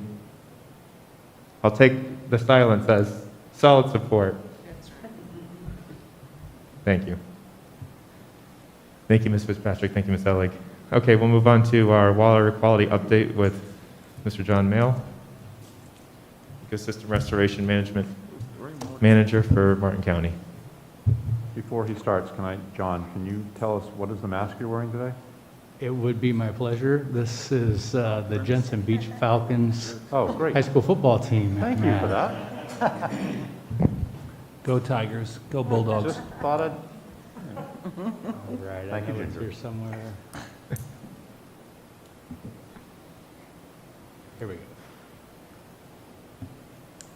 So again, my name is John Mayle. I'm the Ecosystem Division Manager for Martin County. And today's presentation is to update the joint meeting on progress with the Lake Okeechobee System Operating Manual, specifically as stakeholders in that advocating for no discharges to the St. Lucie River and estuary. So since our last meeting, there has not been a lot that has transpired publicly, or there's not a lot to report, rather, but there has been a lot going on behind the scenes. Fortunately for you, this won't be nearly as painful a presentation as the details that were provided in your last meeting. So about a year and a half ago, the process was started with developing a project management plan, and then they spent several months gathering scoping comments from stakeholders that would be used to develop the scope of what would be considered in this plan. Then we spent about a year developing the performance measures that would be used to evaluate different alternatives. And we are kind of on the front end of that now, or the next step now, which is the best way to describe this probably is taking this many plans, pushing it through a funnel to this small, then they'll push it through another funnel down to about 3 plans, and then the final funnel will kick out 1 plan for consideration by the stakeholders. We're right at the beginning of that, where they're going to employ something called a Pareto analysis that helps to take something this big and make it this big. It will identify the factors that are most consequential to the plan, and then it'll be able to focus in on a skeleton plan, if you will, that they can begin to manipulate. We'll come back to that in a second. So this summer, since our last meeting, we've made progress in a few areas, and I'll just point those out in the next 3 slides, and then there'll be time for questions. So the biggest, probably productive thing that the stakeholders have achieved in LOSUM for the St. Lucie River is the Recover Salinity Performance Measure that has been now adopted by the Corps of Engineers and their internal LOSUM team. The reason why that's a big success is in LORS 08, the performance measure for salinity in the estuary was regarded as about 2,000 CFS. It becomes a harmful threshold for the river and estuary. However, that was 2,000 CFS just from the S80 in the way that it was applied. Under the new LOSUM performance measure for salinity in the estuary, the stressful condition will be triggered at 1,400 CFS, but that's from all sources. So on any given day, the C23 and the C24, which drain western St. Lucie County, may be close to that flow of fresh water. So almost anything that's contributed from the lake under this new performance evaluation of the plan will trigger some either stressful or damaging impact. So we believe that we'll be able to illustrate better in the performance evaluation of alternatives the impact to the estuary. The other thing that has come about recently is a recognition that the Corps has not done an adequate job of evaluating the impacts to the nearshore coral reef outside of the St. Lucie Inlet. We submitted that in our scoping comments and some detail about why we believe that was a significant issue about a year and a half ago. And in the last month, really, we've been able to have some in-depth conversation with the ECO sub-team for LOSUM to develop this coral performance indicator. We still don't have it adopted. We're not quite sure what the Corps is going to do with it, but they're going to have to consider it in some capacity. And we've been able to demonstrate, we think with good sound science, that even at 2,000 CFS, we have measurable impacts to nearshore coral. So there's more to come on that, but that was an exciting development recently. And then the last performance measure that we yet to have in hand and is really probably holding up the alternative analysis more than anything is the harmful algal bloom performance metric. So the Corps has recognized that discharges from Lake Okeechobee contain toxins associated with cyanobacteria or harmful algal blooms. They are very challenged to develop a predictive tool to model the presence, the scale, and the impact of that harmful algal bloom. The best available indice that seems to be coming forward is the presence of chlorophyll A. So the Corps is busy developing an indice for that. We expect that to be presented to the Blue-Green Algae Task Force that was established by Governor DeSantis shortly after taking office. And we're excited to see how that came about. We really don't know exactly what the parameters of that are, but we believe that it's another way that will quantify impacts, and in this case, human health impacts to the estuary from discharges. So what we expect in the very near future is to see some of the first conceptual alternatives demonstrated probably next month at what is yet to be scheduled, the next project delivery team meeting. We hear that there's about 14 conceptual plans, that they've been running through 120,000 different scenarios and modeling to try and really narrow down what are some of the constraints, what are the parameters that we have to work within, and starting to create the shape of what the smaller arrays of alternatives will include. So another, really, it's been a profound success as stakeholders on the St. Lucie River that came out of our last joint meeting is the stakeholder coordination.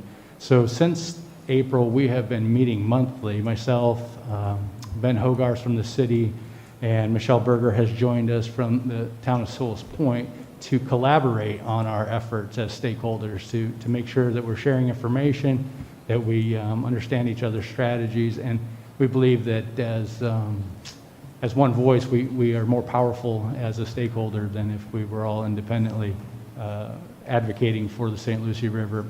So that's been very productive. Probably the most productive thing that has come from that is the uniformity of the St. Lucie River stakeholders on the Water Savings Clause issue that came up this summer, which is probably too detailed to go into today, but we were able to draw several of the local governments together to a similar posture on that and present that to our federal delegation,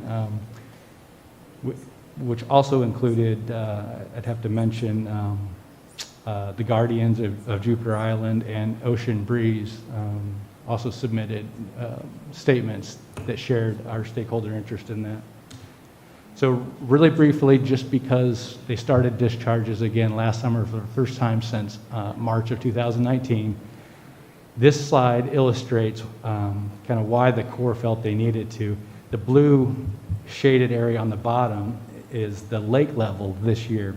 The squiggly lines that you see, all the spaghetti lines of different colors, those are each of the last 12 years' water levels. And you can see that there's a pretty sharp rise starting about mid-May when we were at 11 feet to up over 16 feet this month. And it's pretty alarming, particularly when you consider that we really didn't have any hurricane or tropical storm activities that impacted lake level this year.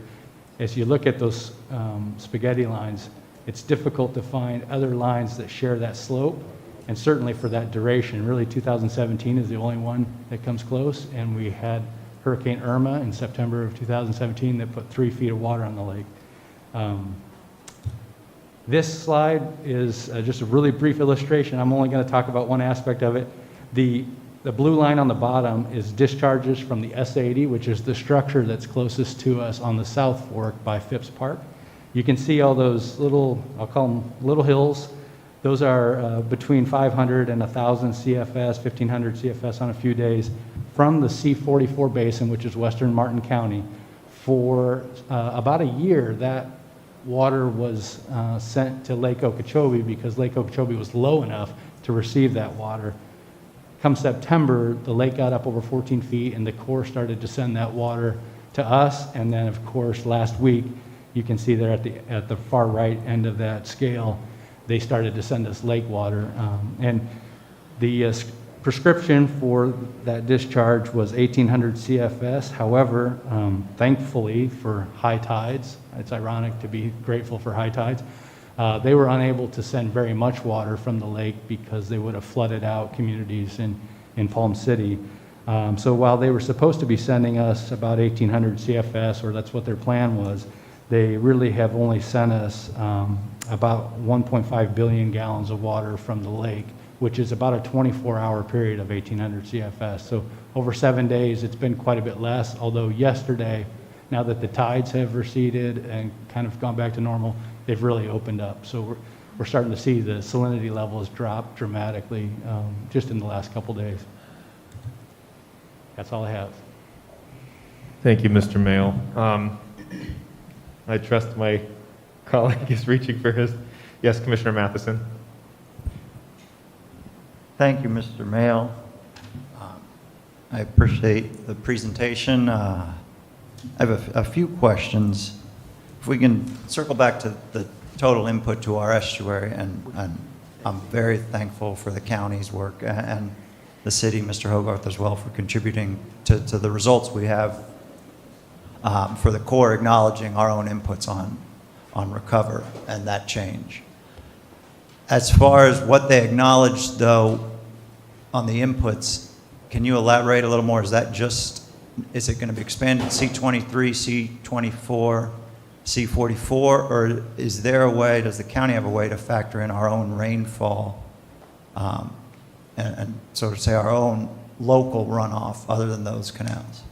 So, good question. The county has taken some steps to quantify the different portions of freshwater inputs, and the Water Management District has done some of that as well. And together, we think we have a pretty good handle. The only aspect that we're, not totally clear on is groundwater influence, which is a substantially small part of that portion. So we really, for 95%, we have a pretty good handle on what portion comes from where.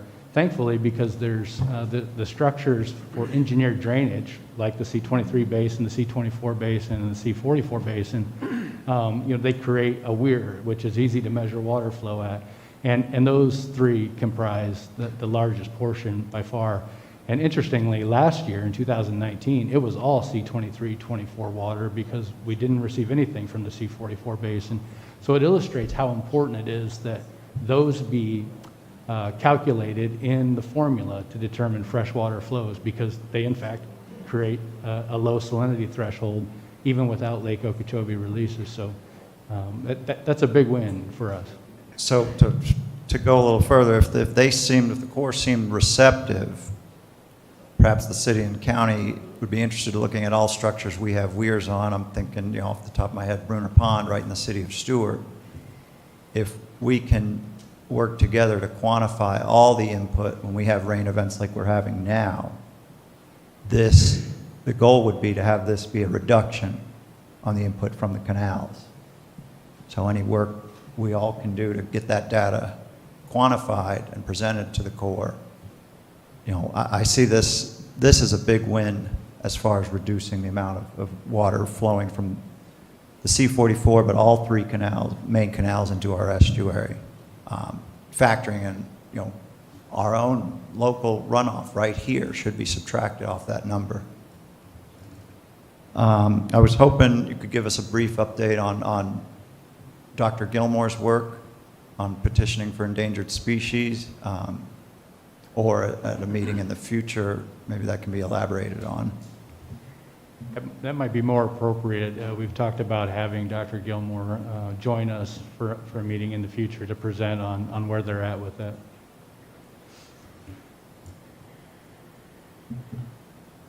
And that's me saying I don't really know. That can be left for the future, I believe. Now, the Corps recently announced that they've accepted deviation from Lower's 08 for harmful algal blooms. And we entered this wet season, this summer wet season, and what I thought, many of us thought, was a great stance to start the wet season. And, as you pointed out, we've had record rain without even tropical systems impacting us directly, but the lake went from 11 feet to, we're at 16 and a quarter now and still rising. But on any other scenarios, most would have bet that we could have gone through this wet season without discharges. The talk has started to shift now on the periodic calls with the stakeholders expressing storage in the lake again. And it's interesting to hear these calls over the year time frame as how the talk shifts of hold water in the lake to send water south to all the different stakeholders expressing their thoughts. And my interest is now, we are where we are on the wet season, but one has to look forward a year from now where we might be or where we would be right now had we entered the wet season with the lake at a foot or two higher.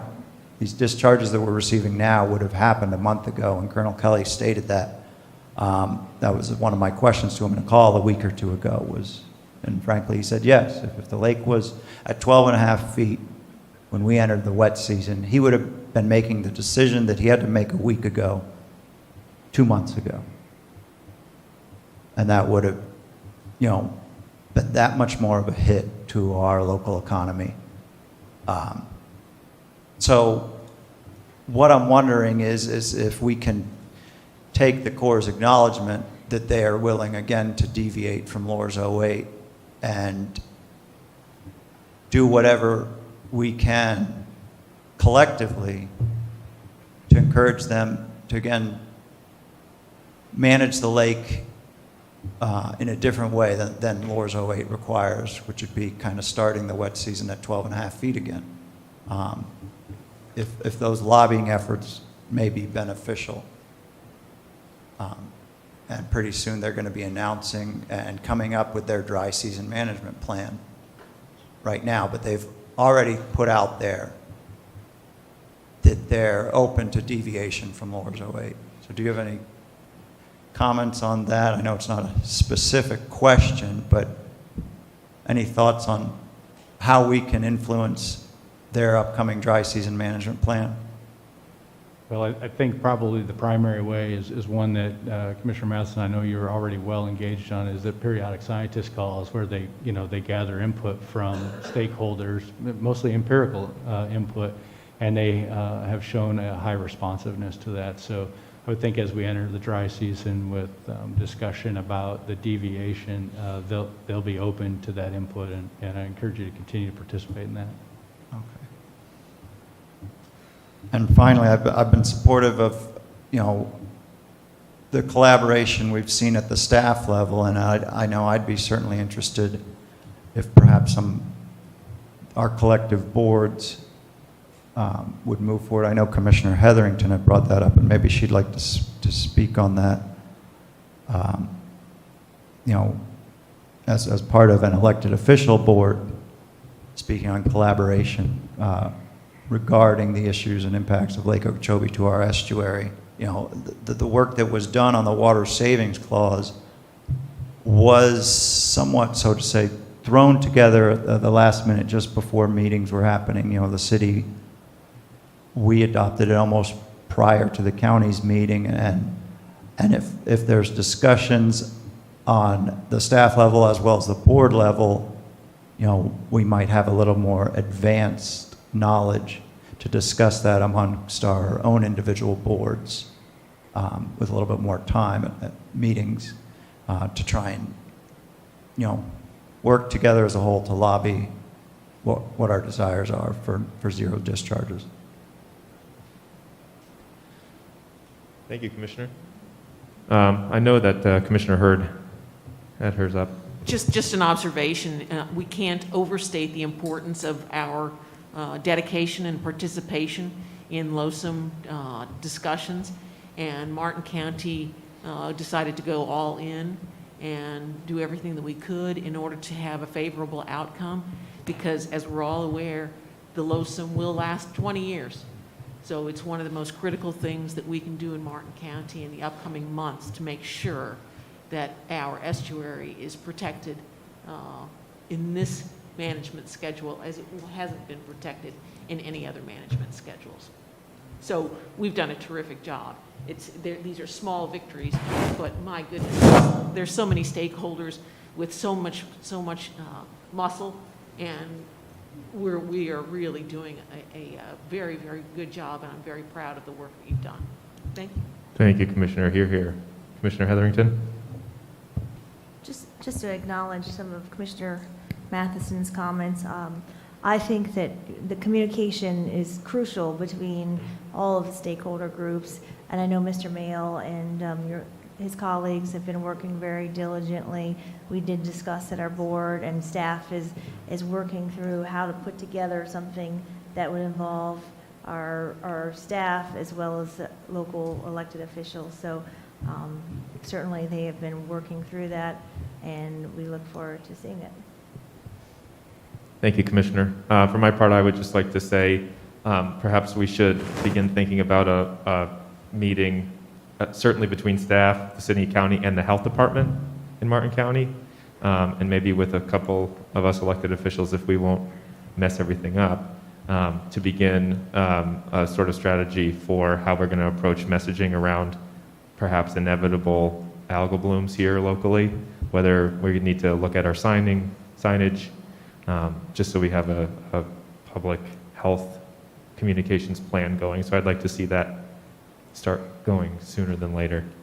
So the county has a blue-green algae communication team, and we've developed our plan. Each year we develop a new plan because the different agencies have had different involvement year in and year out. And this year, the Department of Health has taken a much more aggressive lead on that, and they're a part of that team. We could certainly reach out to the city, whoever would be most appropriate to have them included in that communication team. Thanks, Mr. Mail. I know that myself and Ann Ellick and Mr. Hogarth had attended a few meetings like that in the past, so perhaps Ann and Ben. And Vice Mayor Clark? I just wanted to say thanks to Martin County for the caliber staff that they have in working with this water quality issue and with the LOSUM project, and it's just been incredible. I've heard all the work that you've been putting in, and we appreciate it and the expertise that you have. And I just want to say thanks to the Board of County Commissioners and to the staff that they have who've been working on this. Thank you. Thank you.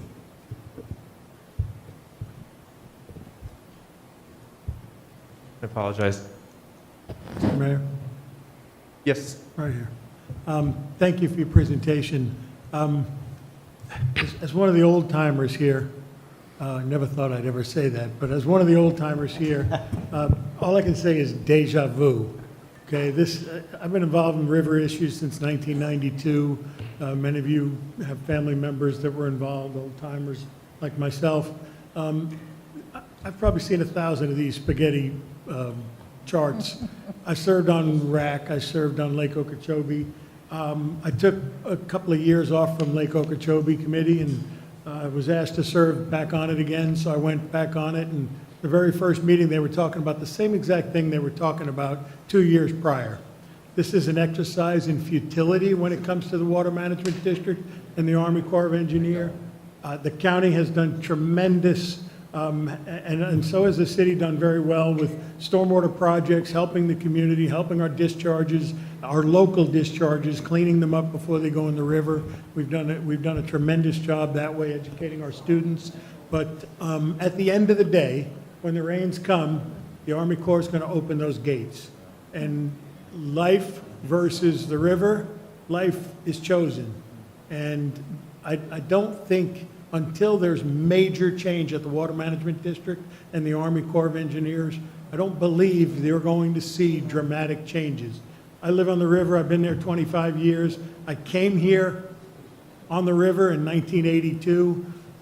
The fact is that it's gotten better, but it's not perfect, and I don't know how much better it's going to get, how quickly it's going to get that much better.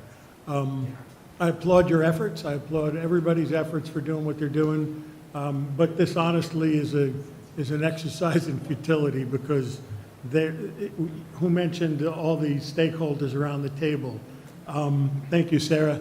There are lots of them, and their opinions and their interests are as diverse as ours in this room, and even greater, because last time I sat at the table, there were at least 35 of them. So, I don't put any faith in the Army Corps of Engineers. I don't put any faith that, the state of Florida has done a tremendous amount to make improvements with the Everglades, our own stepping up for Everglades restoration and opening the waterways to go south. But if you can't go south, you got to go east and west. You can't send the water north. So, I ask you to keep it up, but I don't have a lot of faith. I think when I'm 20 more years, I'm going to be looking at it like my neighbors and saying adios, because I know 15 different people that have moved off the river because they're just tired of saying it's coming, and I'm sad to see that. But locally, our efforts have been tremendous, and I appreciate that. I don't want to be the guy to poo-poo all your, It's too late. Okay, that's fine. But Thank you, Mr. DiCerlizzi, and with all due respect, I can't let that be the last word. Mr. Mayor. I'll brag on your behalf, Commissioner Matheson. Thanks to the tireless efforts of local elected officials, staff, officials at the county, staff at the county, we have made a difference. We did not receive any discharges last year, thanks to lots of hard work, lots of posturing, lots of dedicated time and calls and science. Thank you, and the representation of our public and our public health. So, yes, I agree. It is Atlas pushing whoever that was pushing the big ball up the hill. It's a hard battle, and we've been fighting it. We will have to continue to fight it, but our efforts are not in vain. They have yielded results, and they will continue to. So with that being said, with our limited time left, I'd like to move on. Ms. Julie Sessa to present the COVID-19 update I saw last night at the school board meeting was a very, very wonderful tool that I'd like for all of you to see. And then we may, depending on the timing, break for dinner. We may strike the FEFP budget update and the student enrollment, as I understand from staff that those figures are readily available and we can review them independently. Yeah. John, you can go ahead with the PowerPoint. We have just a couple minutes. So good evening. My name is Julie Sessa. I'm the Director of Risk Management Employee Benefits for the Martin County School District. Driving for us today is Jonathan Hocker, and he is our Business Intelligence Analyst, which is managing our Power BI that you'll be looking at today. And also with me is our Director of Assessment and Accountability, Nicole Fisher. What we're going to do today is just kind of go over a tool that the school district now has for the community to review both our positive cases in schools and also quarantines. So Nicole, do you want to talk a little bit about this product and how you all have worked to help us with this? Sure. So we use Power BI internally to visualize our primarily student achievement data, and are using it now to help us visualize our COVID cases and COVID quarantines. And so this dashboard is live now on the district's website, easily accessible. Right when you log on, it's right there, and it also is one of the scrollers at the top, so easy to find. It updates every evening at midnight so it's accurate with the most current data as of the day before. You can see on the left side, those are cases, those are positives and presumed positives. And so you can see 54 cases since the start of school on August 11th, and that's 13 staff and 41 students. Other, I did get a question about what other would be. That could be like a vendor or somebody who has contact within our school but is not considered staff. The way Power BI works is you have your yellow reset filters button at the top, and then on the top right tells you the last update of the data.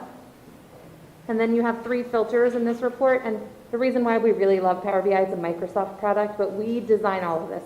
Jonathan designs all of these reports, and so we're able to really control kind of what we want to see and how we want it visualized. And so you can select a school from the drop-down, and I would notice right away there's no Bessie Creek. That's always my first school listed alphabetically, and that's because there's no cases at Bessie Creek this school year.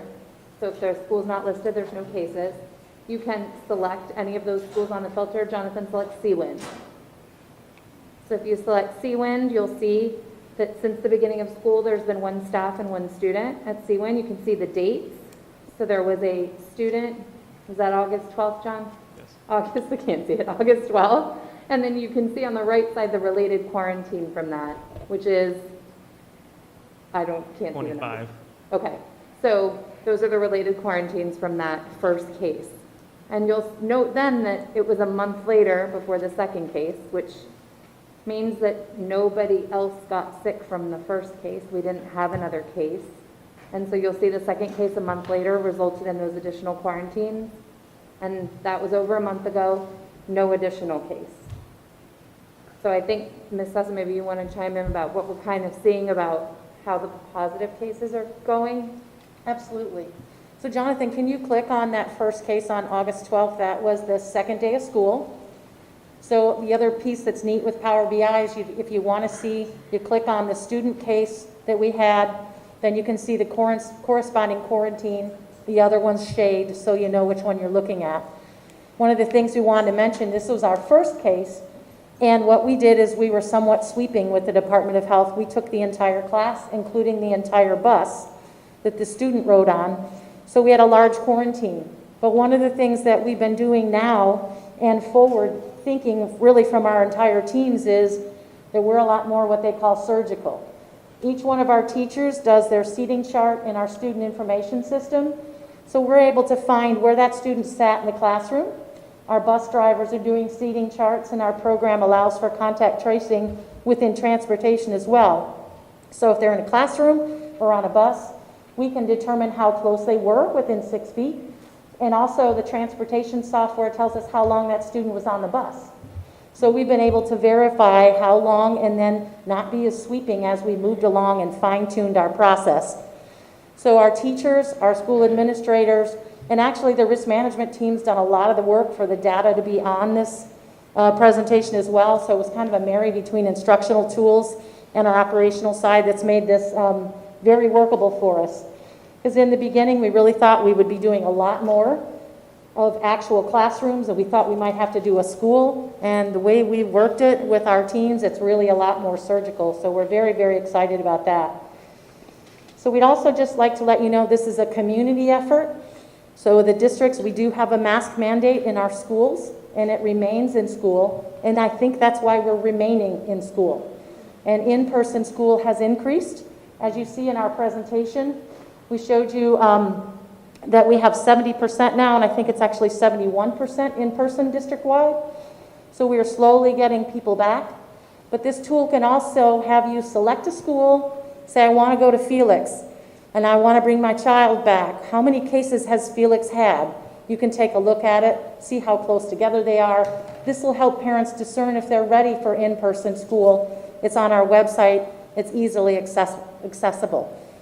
So that's really what we wanted to present to you. If there's any questions, our PowerPoint is in your packet, and the dashboard and the guru who built it is up here. So if you have any questions for us, we're happy to answer them.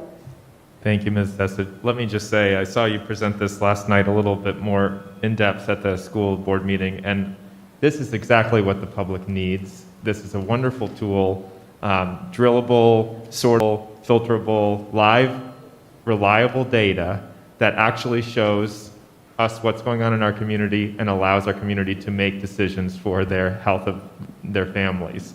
So, wonderful job. I want to reiterate that this is available to the public to use at the school district website. And geez, wouldn't it be nice if we could have something like this for our whole community, for the county? Are there any questions or comments? Can we put that link on our city website also? You can. I'm sure you can. John? Yeah. Okay, certainly. I think the mayor just suggested the city was going to pay for all that. We'd like Doesn't cost that. us anything to put a link on our website. Beautiful. No, sir. That's great. Cost anything for the link. No, sir. Okay, well, thank you all again very much. Thanks for the hard work. I used to build dashboards like that back in my days before a farmer, so I know what goes into that.